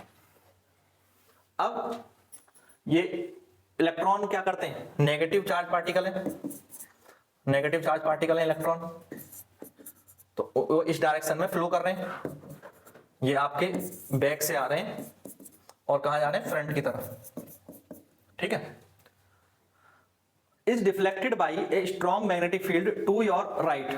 अब सपोज करो मैं ऐसे बैठा हूं और यहां पर ये करंट आ रहा है इस तरह से मेरे पीछे से, ठीक है, इस तरह से मेरे पीछे से करंट आ रहा है, और मैं देख रहा हूं कि जब ये करंट मैग्नेटिक फील्ड के अंदर आता है तो ये डिफ्लेक्ट हो जाता है इधर राइट साइड पे। जैसे ये व्यक्ति बैठा है या मैं खड़ा हूं तो ये मेरे राइट साइड हो गया, तो मेरे राइट हैंड की तरफ ये करंट, ये जो चार्ज पार्टिकल है ये डिफ्लेक्ट हो जाते हैं राइट साइड में। इसमें देखिए करंट की डायरेक्शन क्या हो जाएगी, अपोजिट हो जाएगी इलेक्ट्रॉन्स के फ्लो के, तो ये होगी। और इसमें फोर्स की डायरेक्शन क्या है कि वो राइट साइड मूव कर जाते हैं, ये फोर्स की डायरेक्शन है, ठीक है। तो फ्लेमिंग लेफ्ट हैंड रूल में हम देखें तो जो मिडिल फिंगर है वो करंट को रिप्रेजेंट कर रही है यहाँ, ठीक है, ये मिडिल फिंगर, ये करंट के, ये इंडेक्स फिंगर, ये किसको रिप्रेजेंट करेगी, मैग्नेटिक फील्ड की डायरेक्शन को, और ये हमारा फोर्स की डायरेक्शन को। तो अब इस तरह से रखो कि करंट की डायरेक्शन ये हो गई और फोर्स की डायरेक्शन ये डाउनवर्ड हो गई, ठीक है। तो फोर्स ऐसे लग रहा है और करंट की डायरेक्शन ऐसे है, फोर्स ऐसे है, तो मैग्नेटिक फील्ड कहाँ हो जाएगा, अंदर की ओर, तो मैग्नेटिक फील्ड अंदर की ओर हो गया, ठीक है, वर्टिकली डाउनवर्ड। देखो तो direction of magnetic field is vertically downward, ठीक है, तो ये चीज क्लियर होगी। तो direction of current is from the front wall to the back wall. मैंने बताया ये डायरेक्शन ऑफ करंट, बीम आ तो इसके बैक से रही है, पीछे से बीम आ रही है, ठीक है, इलेक्ट्रॉन बीम पीछे से आ रही है बैक साइड से, और फ्रंट वॉल इधर है, पर जो करंट की डायरेक्शन है वो जस्ट इसके अपोजिट है। क्यों, इलेक्ट्रॉन जिस डायरेक्शन में फ्लो करते हैं उसके जस्ट अपोजिट जो है वो करंट की डायरेक्शन होती है, ठीक है, क्योंकि because the negatively charge particle जो कि इलेक्ट्रॉन्स हैं are moving from back to front, तो the direction of magnetic force is rightward. वो मुड़ कहाँ रहे थे, ये पार्टिकल आने के बाद किधर जा रहे थे, राइट में, ये राइट में जा रहे थे, यानी फोर्स की डायरेक्शन वो राइटवर्ड ही रहेगी। यहाँ नीचे की ओर हम दिखा सकते हैं फोर्स की डायरेक्शन। उसके बाद हमने फ्लेमिंग लेफ्ट हैंड रूल से ये पता कर लिया कि डायरेक्शन ऑफ मैग्नेटिक फील्ड जो है वो इनसाइड द चैम्बर होगी, इस तरह से अंदर की ओर होगी, डाउनवर्ड, ठीक है, अंदर की ओर होगी। क्लियर है, ये बात समझ गए। अब नेक्स्ट देखें, नेक्स्ट क्वेश्चन है, draw a label diagram of electric motor. Electric motor का डायग्राम ड्रॉ करना है और explain the principle and working, what is the function of split ring. Split ring का क्या फंक्शन है मोटर में। पीछे भी इस क्वेश्चन की हम चर्चा कर चुके हैं, प्रिंसिपल पे बात कर चुके हैं, स्प्लिट रिंग का क्या फंक्शन है उस पर हम देख चुके हैं। ये मोटर है, देखो ये मोटर जो है इलेक्ट्रिक करंट हम इसको दे रहे हैं, तो इसके द्वारा ये कॉइल रोटेट हो रही है, ये कॉइल रोटेट हो रही है, ये मैग्नेट है तो ये मैग्नेटिक फील्ड जनरेट करेंगे, ठीक है, तो मैग्नेटिक फील्ड के बीच में कॉइल रोटेट हो रही है और ये इलेक्ट्रिक करंट दे रहे हैं, तो इससे ये रोटेट हो रही है करंट के द्वारा। अब क्या प्रिंसिपल है, ये कैसे काम करता है, it operate on the principle of magnetic effect of current whether the current carrying coil rotates in magnetic field.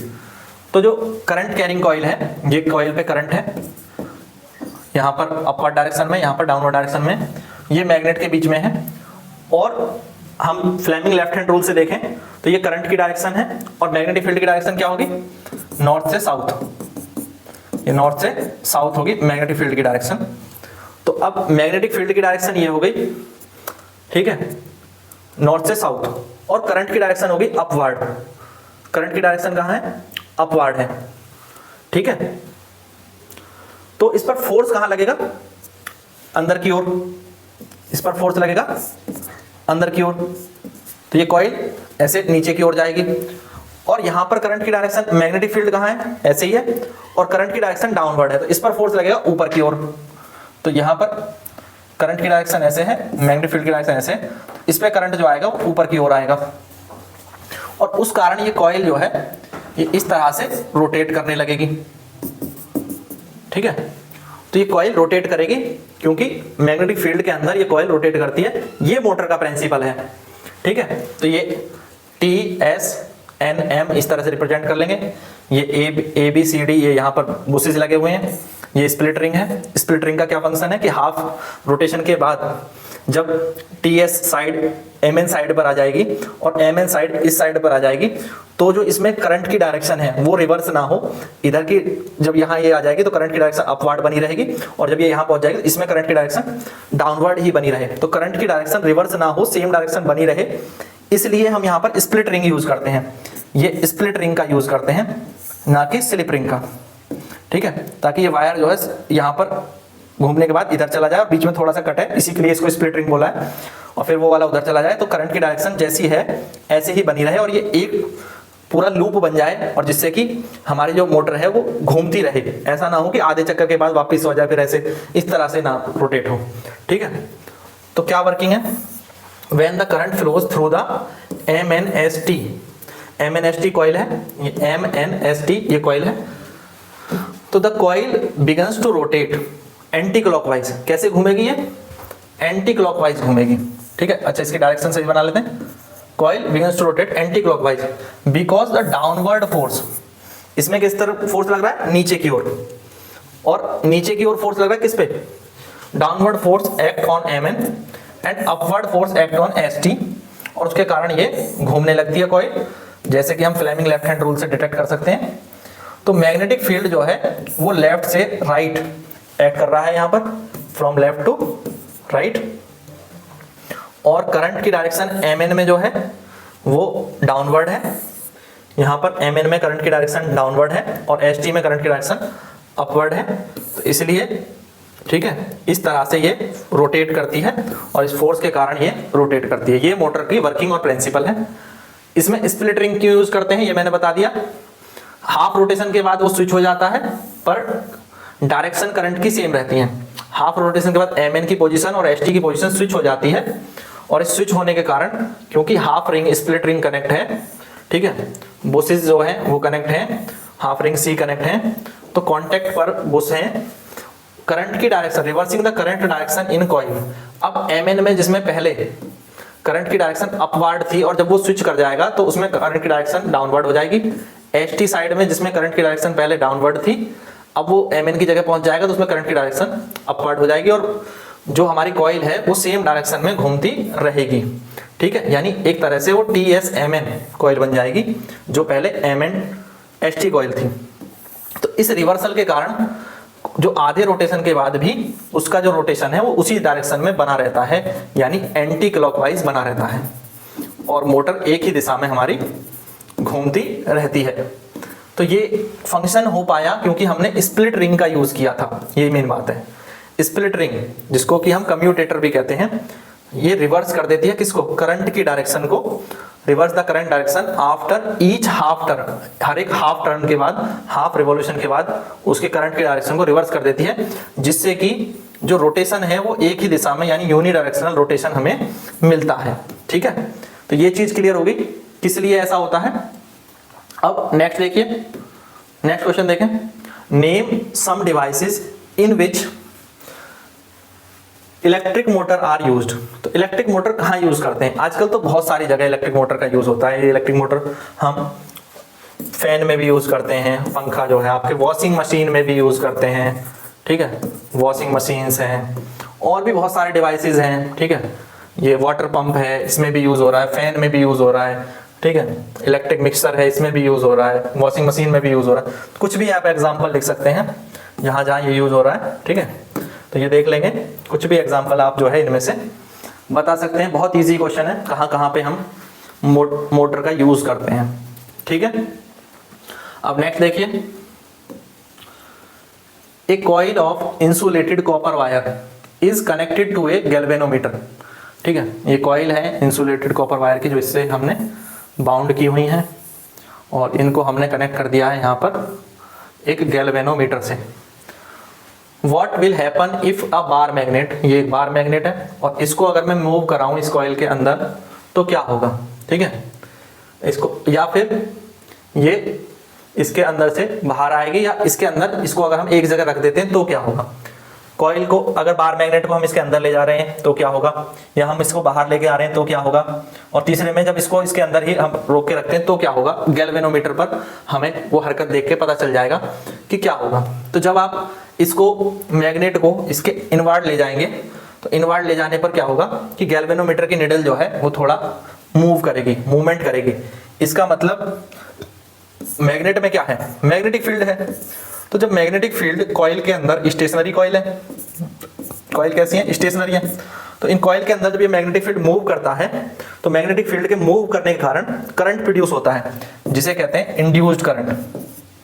ठीक है, तो करंट प्रोड्यूस होता है और इस कारण गैल्वेनोमीटर की जो निडल है वो थोड़ा डिफ्लेक्ट होती है। ठीक है, तो the needle of galvanometer shows a momentary deflection in particular direction. First case में जब इसको हम इनवर्ड ले जा रहे हैं, दूसरे केस में भी मूवमेंट होगा जब हम इसको बाहर की ओर लेकर आएंगे। ठीक है, विथड्रॉ करेंगे कॉइल को, कॉइल से इसको निकालेंगे मैग्नेट को, तो भी ये होगा। तीसरा, अगर मैं इसको वहीं पर रख दूं, एक जगह प्लेस करके यहां पर इसको एक जगह रख दूं बार मैग्नेट को, और फिर इसकी कोई मूवमेंट ना हो, तो अगर बार मैग्नेट की कोई मूवमेंट नहीं होगी तो फिर कॉइल में जो ये गैल्वेनोमीटर है ये भी मूवमेंट करना बंद कर देगा, ये एक जगह रुक जाएगा। ठीक है, ये एक जगह आकर के वहीं पर 0 पॉइंट पर अपना रुका रहेगा। तो इसका मतलब जब मूवमेंट होती है तभी गैल्वेनोमीटर शो करता है डिफ्लेक्शन, और इंड्यूस करंट भी तभी प्रोड्यूस होता है जब फील्ड मूव करे या कॉइल मूव करे। तो दोनों केस में या तो कॉइल मूव करे या मैग्नेट मूव करे तभी करंट प्रोड्यूस होगा, अदरवाइज करंट प्रोड्यूस नहीं होता है। स्टेशनरी अगर दोनों हो जाएंगे तो करंट प्रोड्यूस नहीं होगा। ये बात समझ में आ गई। तो इस क्वेश्चन से हमें ये चीज क्लियर हो जाती है, स्टेशनरी पोजीशन में गैल्वेनोमीटर पर कोई डिफ्लेक्शन नहीं है। अगर कॉइल मूव हो रही है तो भी डिफ्लेक्शन होगा, अपोजिट डायरेक्शन में होगा। तब मान लो पहले गैल्वेनोमीटर का ये 0 मार्क था, तो पहले अगर बार मैग्नेट इनसाइड जा रही है तो वो गैल्वेनोमीटर इस तरफ दिखाएगा रीडिंग, जब हम कॉइल को बाहर करेंगे तो गैल्वेनोमीटर इस तरफ रीडिंग दिखाएगा, और जब कोई मूवमेंट नहीं है तो वो सेंटर में 0 पर बना रहेगा। ठीक है, अब नेक्स्ट देखिए, 2 circular coils A and B, 2 circular coil है, कॉइल A और coil B, placed close to each other. If the current in coil A is changed, will the sum current be induced in coil B and give the reason? अगर मैं इसमें current की value change करता हूं A में, तो क्या B में कोई करंट हमें देखने को मिलेगा? क्या गैल्वेनोमीटर की निडल पर कोई मूवमेंट होगा? तो आंसर है यस, मूवमेंट होगा। कैसे होगा देखो, जब इस कॉइल पर हम करंट की वैल्यू बढ़ाते हैं तो करंट की वैल्यू इंक्रीज करने से इस कॉइल का मैग्नेटिक फील्ड इंक्रीज हो जाएगा। किसका? कॉइल A का मैग्नेटिक फील्ड इंक्रीज हो जाएगा। और जब कॉइल A का मैग्नेटिक फील्ड इंक्रीज होगा तो उसके कारण कॉइल B में चेंज आएगा, कॉइल B का जो मैग्नेटिक फील्ड है वो भी चेंज होगा। ठीक है, और जब कॉइल B का मैग्नेटिक फील्ड चेंज होगा तो इसमें कुछ करंट इंड्यूस होगा, करंट प्रोड्यूस होगा, जिसे हम इंड्यूस करंट कहते हैं, और इस फिनोमिना को हम कहते हैं इलेक्ट्रोमैग्नेटिक इंडक्शन। इलेक्ट्रोमैग्नेटिक इंडक्शन के कारण इसमें कुछ करंट प्रोड्यूस होगा, और उस करंट के कारण जो गैल्वेनोमीटर की निडल है वो कुछ मूव करेगी, यानी कि करंट प्रोड्यूस हुआ। तो यस, करंट प्रोड्यूस होगा। अगर कॉइल A में हम करंट की वैल्यू बढ़ाएंगे, 2 कॉइल है A और B, एक दूसरे के पास रखी हुई है, placed close to each other, when the current in coil A is changed तो the magnetic field associated with is also change, तो उसका भी मैग्नेटिक फील्ड चेंज हो जाएगा। As a result the magnetic field around the coil B is also changed. So this change in magnetic field lines around the coil B induce an electric current. इससे एक electric current induce हो जाता है जिसे हम electromagnetic induction कहते हैं। Clear है? ये चीज समझ गए? कॉइल A पर करंट की वैल्यू बढ़ाने से उसका मैग्नेटिक फील्ड बढ़ गया, चेंज हो गया। उसका मैग्नेटिक फील्ड चेंज हुआ क्योंकि कॉइल भी उसके पास थी, तो इसलिए उसके मैग्नेटिक फील्ड में चेंज आया, और मैग्नेटिक फील्ड में चेंज आने से एक इंड्यूस करंट प्रोड्यूस हुआ कॉइल B पर, जिसे कि हम गैल्वेनोमीटर से डिटेक्ट भी कर सकते हैं, और इसी करंट को हम इलेक्ट्रोमैग्नेटिक इंडक्शन कहते हैं। इस फिनोमिना को इलेक्ट्रोमैग्नेटिक इंडक्शन कहते हैं, और ये इंड्यूस करंट है। ठीक है, अब नेक्स्ट देखिए, state the rule to determine the direction of electromagnetic direction of electric field produce around the straight conductor carrying current. हमें कौन से रूल के द्वारा, ये स्ट्रेट करंट वायर है, इसमें करंट की डायरेक्शन मान लो डाउनवर्ड है, ये भी एक स्ट्रेट वायर है, इसमें करंट की डायरेक्शन अपवर्ड ले लेते हैं। ठीक है, कोई दिक्कत? अब करंट की डायरेक्शन तो हमें पता है कि इस वायर में कैसी है, इस वायर में कैसी है। मैग्नेटिक फील्ड की डायरेक्शन कैसे निकालते हैं, तो इसके लिए हमारे पास कौन सा रूल होता है, वो है right hand thumb rule. Right hand thumb rule. Question में इसी का स्टेटमेंट पूछा है। क्या स्टेटमेंट है कि जब मैं अपने राइट हैंड को किसी करंट कैरिंग कंडक्टर को ऐसे पकड़ लूं अपने हाथ में, राइट हैंड में, तो अगर करंट की डायरेक्शन अपवर्ड है, सपोज करो अपवर्ड है, तो मुझे अपने थंब को करंट की डायरेक्शन में रखना है और मेरी जो उंगलियों का जो सर्कल है अंदर की तरफ जहां ये बंद हो रहा है, ये मैग्नेटिक फील्ड के सर्कल को रिप्रेजेंट करेगा।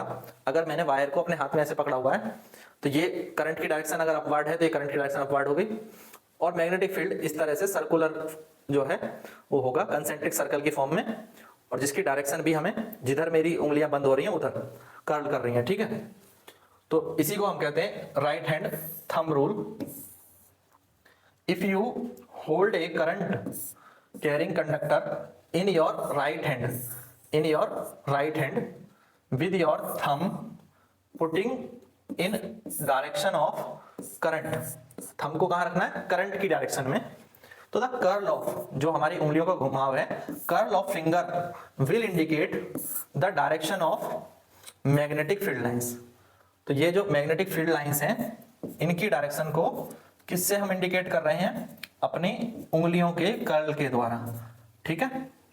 तो मैग्नेटिक फील्ड लाइंस किस डायरेक्शन में रोटेट हो रही हैं वो हमें पता चल जाता है जब हम इस तरह से अपने हाथ को रखते हैं करंट कैरिंग कंडक्टर के लिए। क्लियर है। हैंड थंब रूल है, ये किसने दिया था, मैक्सवेल ने, तो इसको हम Maxwell's right hand thumb rule भी कहते हैं, ठीक है। तो Maxwell's right hand thumb rule clear है। अब नेक्स्ट देखें, यहाँ पे फोर्स हमें फोर्स को अगर हम डिटरमाइन करें, फोर्स की डायरेक्शन को, तो कौन सा रूल होगा। अगर कोई कंडक्टर है वो मैग्नेटिक फील्ड के बीच में रखा हुआ है, तो अगर हमें इस पे फोर्स की डायरेक्शन पता करनी है, तो ये कंडक्टर है जिसमें करंट की डायरेक्शन ये है और यहाँ पर मैग्नेटिक फील्ड की डायरेक्शन अगर मैं नॉर्थ से साउथ देखूं तो इसमें नॉर्थ से साउथ ये मैग्नेटिक फील्ड की डायरेक्शन है, ठीक है।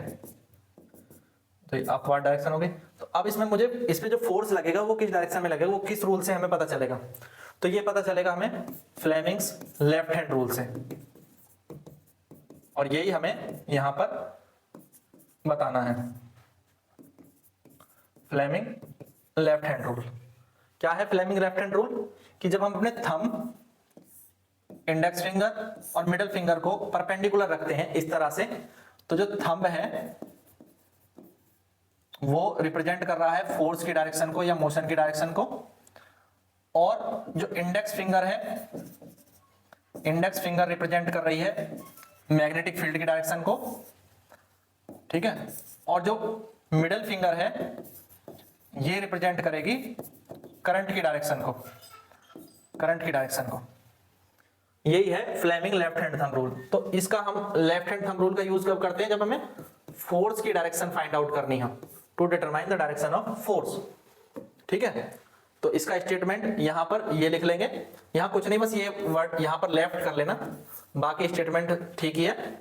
यहां पर फ्लेमिंग लेफ्ट हैंड रूल, ठीक है, कोई कंफ्यूजन होने की बात ही नहीं है, ये फ्लेमिंग लेफ्ट हैंड रूल है, ये होता है। अब नेक्स्ट क्वेश्चन देखें, अगर हमें करंट की डायरेक्शन फाइंड आउट करनी है तो कौन सा रूल लगेगा, करंट की डायरेक्शन फाइंड आउट करनी है, तो यहां पे अगर मैग्नेटिक फील्ड की डायरेक्शन हमें पता है और फोर्स की डायरेक्शन पता है, तो जैसे इसमें हम देखें तो फोर्स की डायरेक्शन इनवर्ड है और मैग्नेटिक फील्ड की डायरेक्शन भी हमें यहां पता चल जाएगी। तो इसके लिए हम कौन सा रूल यूज करेंगे, जब हमें करंट की डायरेक्शन निकालनी हो तो हम यूज करेंगे Fleming's right hand rule, Fleming right hand rule का यूज करेंगे। इसमें क्या होगा, अपने राइट हैंड को इस तरह से रखें कि आपके थंब, इंडेक्स फिंगर और मिडिल फिंगर, इनको हम, तो यह हो जाएगा थंब, ये इंडेक्स फिंगर और ये मिडिल फिंगर, तो ये हमारा थंब हो गया, ये इंडेक्स फिंगर और ये मिडिल फिंगर। थंब रिप्रेजेंट करेगा फोर्स को, इंडेक्स फिंगर रिप्रेजेंट करेगी मैग्नेटिक फील्ड को और मिडिल फिंगर रिप्रेजेंट करेगी करंट को। और हमें यहां पर करंट की डायरेक्शन फाइंड करने के लिए राइट हैंड रूल, तो लेफ्ट हैंड रूल कब यूज करना है, जब फोर्स की डायरेक्शन फाइंड करनी हो, और राइट हैंड रूल कब यूज करना है, जब हमें करंट की डायरेक्शन फाइंड आउट करनी हो, ठीक है, तो ये चीज याद रखेंगे और इसको इस तरह से लिख सकते हैं कि राइट हैंड रूल जो है वो हेल्प करता है करंट की डायरेक्शन, इंड्यूस करंट की डायरेक्शन को डिटरमाइन करने में, इंड्यूस करंट, ठीक है। तो इसमें भी वही thumb, index finger, middle finger इनको परपेंडिकुलर रखेंगे एक दूसरे के। थंब आपका डायरेक्शन ऑफ मोशन या फोर्स की डायरेक्शन को बताएगा, इंडेक्स फिंगर जो है ये बताएगी डायरेक्शन ऑफ मैग्नेटिक फील्ड को, और मिडिल फिंगर बताएगी डायरेक्शन ऑफ इंड्यूस करंट को जो हमें फाइंड आउट करनी है, ठीक है। तो ये चीज क्लियर हो गई। अब नेक्स्ट देखिए, नेक्स्ट देखिए क्वेश्चन नंबर 16। क्या करना है, explain the underlying principle of working of electric generator. Generator की वर्किंग का बताना है, कैसे वर्किंग होती है, डायग्राम भी बनाना है और उसका प्रिंसिपल भी, और इसमें बुशेस का क्या फंक्शन है, बुश का क्या फंक्शन है ये बताना है। तो सबसे पहले तो देखें अब प्रिंसिपल क्या है जनरेटर का। तो जनरेटर किस प्रिंसिपल पर काम करता है, electric generator works on the principle of electromagnetic induction. Electromagnetic induction में क्या है कि जब मैग्नेट के बीच में कॉइल को रोटेट कराया जाता है, जब मैग्नेटिक फील्ड के बीच में, ये मैग्नेटिक फील्ड है यहाँ पर नॉर्थ से साउथ की डायरेक्शन में, और इसके बीच में जब इस कॉइल को रोटेट कराया जाएगा तो ये कॉइल जब यहाँ रोटेट करेगी तो इसमें करंट प्रोड्यूस होगा जिसे हम कहते हैं इंड्यूस करंट, ठीक है। When a coil is rotated in the presence of uniform magnetic field तो द करंट इज इंड्यूस्ड, और इसी को कहते हैं इलेक्ट्रोमैग्नेटिक इंडक्शन। तो ये तो इसका प्रिंसिपल हो गया।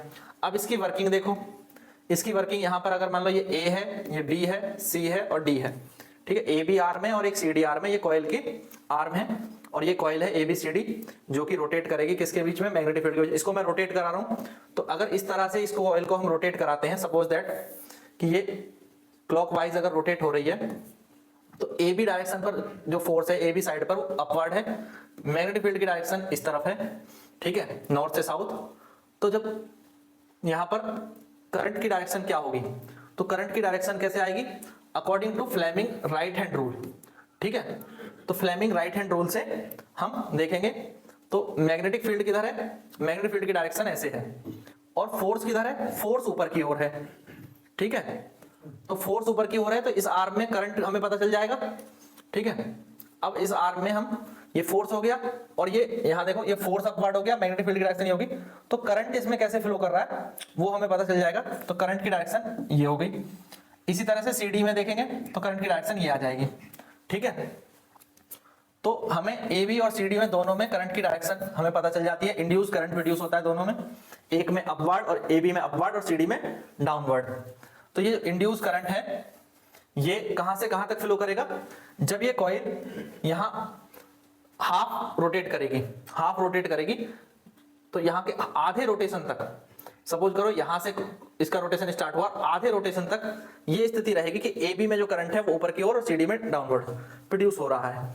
फिर जब सीडी आगे चली जाएगी और ए बी इधर आ जाएगी तो फिर सीडी में करंट की डायरेक्शन अपवर्ड हो जाएगी, ए बी में डाउनवर्ड हो जाएगी। तो जब ए बी वहां पहुंच जाएगी इस जगह पर तो वो नीचे की ओर मूव करेगी और सीडी ऊपर की ओर मूव करेगी।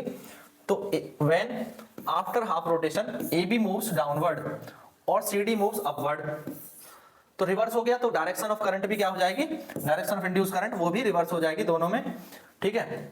और इस तरह से हमें लगातार जो है आधे रोटेशन के लिए करंट मिलता रहता है, और जिसे हम कहते हैं alternating current, AC current. AC current को ग्राफ पे इस तरह से रिप्रेजेंट किया जाता है।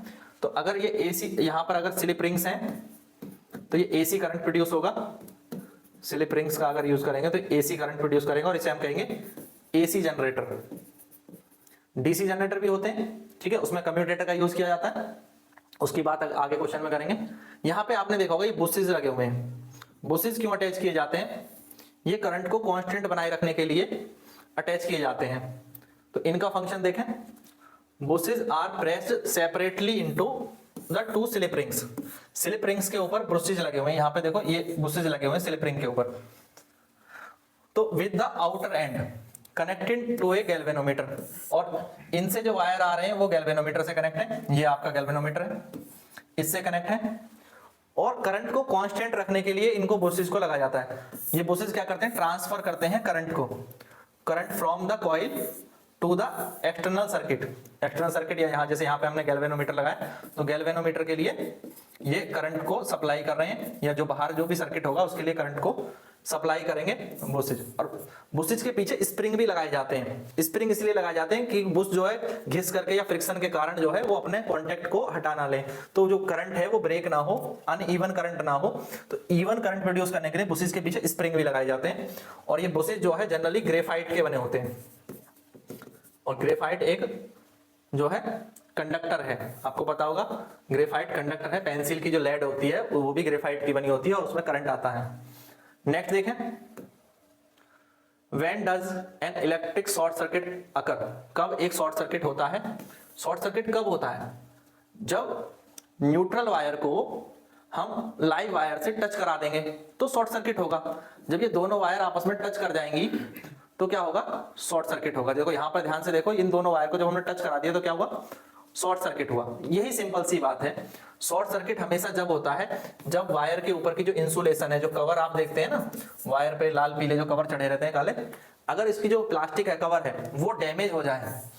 अब डैमेज हो जाएगी तो या फिर हमारा जो डिवाइस है वो खराब हो जाए, फॉल्टी हो जाए, तो क्या होगा कि जो लाइव वायर और न्यूट्रल वायर है वो दोनों एक दूसरे से भिड़ जाएंगे। They will come into the direct contact. और डायरेक्ट कॉन्टैक्ट में आने के कारण क्या होगा, एकदम से करंट इंक्रीज हो जाएगा। There is sudden increase in current, जिससे कि तार जल भी जाते हैं। आप देखते हो कि जो है बर्निंग हो जाती है वायर्स की। तो क्या कब होता है, जब अपना लाइव वायर और न्यूट्रल वायर दोनों एक दूसरे से मिल जाते हैं। ठीक है, लाइव वायर और न्यूट्रल वायर दोनों एक साथ कनेक्ट हो जाते हैं तो शॉर्ट सर्किट होता है। ये बात क्लियर है, ठीक है। अब नेक्स्ट देखिए, तो ये लास्ट क्वेश्चन है इस चैप्टर का। चैप्टर कंप्लीट हो गया। तो यहां तक अगर आपको सारे क्वेश्चन समझ आए हैं, वीडियो पसंद आए तो लाइक जरूर कर लें, शेयर कर दें चैनल को अपने दोस्तों के साथ, और चैनल को सब्सक्राइब कर लें ताकि जब हम अगला चैप्टर के क्वेश्चन आपको कराएं, अगले चैप्टर के क्वेश्चन जब कराए जाए तो उसका नोटिफिकेशन आपको पहले से मिल जाए। बाकी सारे क्वेश्चंस की जो प्लेलिस्ट है वो डिस्क्रिप्शन में भी उसका लिंक है, वहां पे आप चेकआउट कर सकते हैं। कमेंट बॉक्स में भी उसका लिंक मिल जाएगा प्लेलिस्ट का, जिसमें सारे क्वेश्चन अलग अलग भी हैं, चैप्टर वाइज भी कराए हुए हैं। तो एक बार प्लेलिस्ट का लिंक जरूर चेक कर लें, तो आपका कोई भी पर्टिकुलर कोई भी क्वेश्चन है सीधे उस क्वेश्चन पर जाकर के आप उस क्वेश्चन का सॉल्यूशन देख सकते हैं। तो अब इस क्वेश्चन को देखें, what is the function of an earth wire. एक अर्थ वायर का क्या फंक्शन होता है, अर्थिंग क्यों करते हैं। ये तो मैंने बताया, अर्थिंग करते हैं अपने जो हमारे अप्लायंसेस हैं उनको बचाने के लिए। ठीक है, अब ये क्यों जरूरी है, तो अगर अर्थिंग नहीं करेंगे तो जो फॉल्टी करंट है वो हो सकता है अप्लायंसेस में रहे, और इससे या तो अप्लायंसेस खराब हो जाएंगे या कोई जो उनको यूज कर रहा है उसको शॉक लग सकता है, करंट लग सकता है। इसलिए अर्थिंग करते हैं। तो जो भी हमारे जो अप्लायंसेस होते हैं, जो डिवाइसेस होती हैं, उनकी मेटेलिक बॉडी होती है। अब इस मेटेलिक बॉडी को एक अर्थ से कनेक्ट कर दिया जाता है, ग्राउंड कर दिया जाता है एक वायर के द्वारा, अर्थ वायर के द्वारा। जनरली आपके घर में ग्रीन कलर का वायर यूज किए जाते हैं, ग्रीन और येलो कलर के वायर यूज किए जाते हैं, आजकल येलो भी करते हैं अर्थिंग के लिए। तो अगर कहीं पे कोई करंट की लीकेज है, फॉल्टी करंट जिसे कहते हैं, करंट की लीकेज है, तो उसको सेफली हम क्या कर देते हैं, ग्राउंड कर देते हैं, उसको जमीन तक पहुंचा देते हैं, ताकि उसको यूज करने वाले को किसी तरह का कोई शॉक ना लगे। ठीक है, तो अर्थिंग इसीलिए की जाती है। क्लियर है, तो अर्थिंग क्यों की जाती है, इस चीज की चर्चा पहले भी एक क्वेश्चन में हुई थी और यहाँ पर भी दोबारा से वही चीज आ गई। तो आई थिंक ये क्लियर हो गया होगा, पूरा चैप्टर आपका कंप्लीट हो गया, चैप्टर भी आपको क्लियर हो गया होगा। तो कमेंट करके बता दें हाँ चैप्टर में जो सब कुछ समझ आ गया, या कोई डाउट है तो भी कमेंट करके बता दें। वीडियो को लाइक करना ना भूलें और चैनल को सब्सक्राइब कर लें। Thank you, thanks for watching.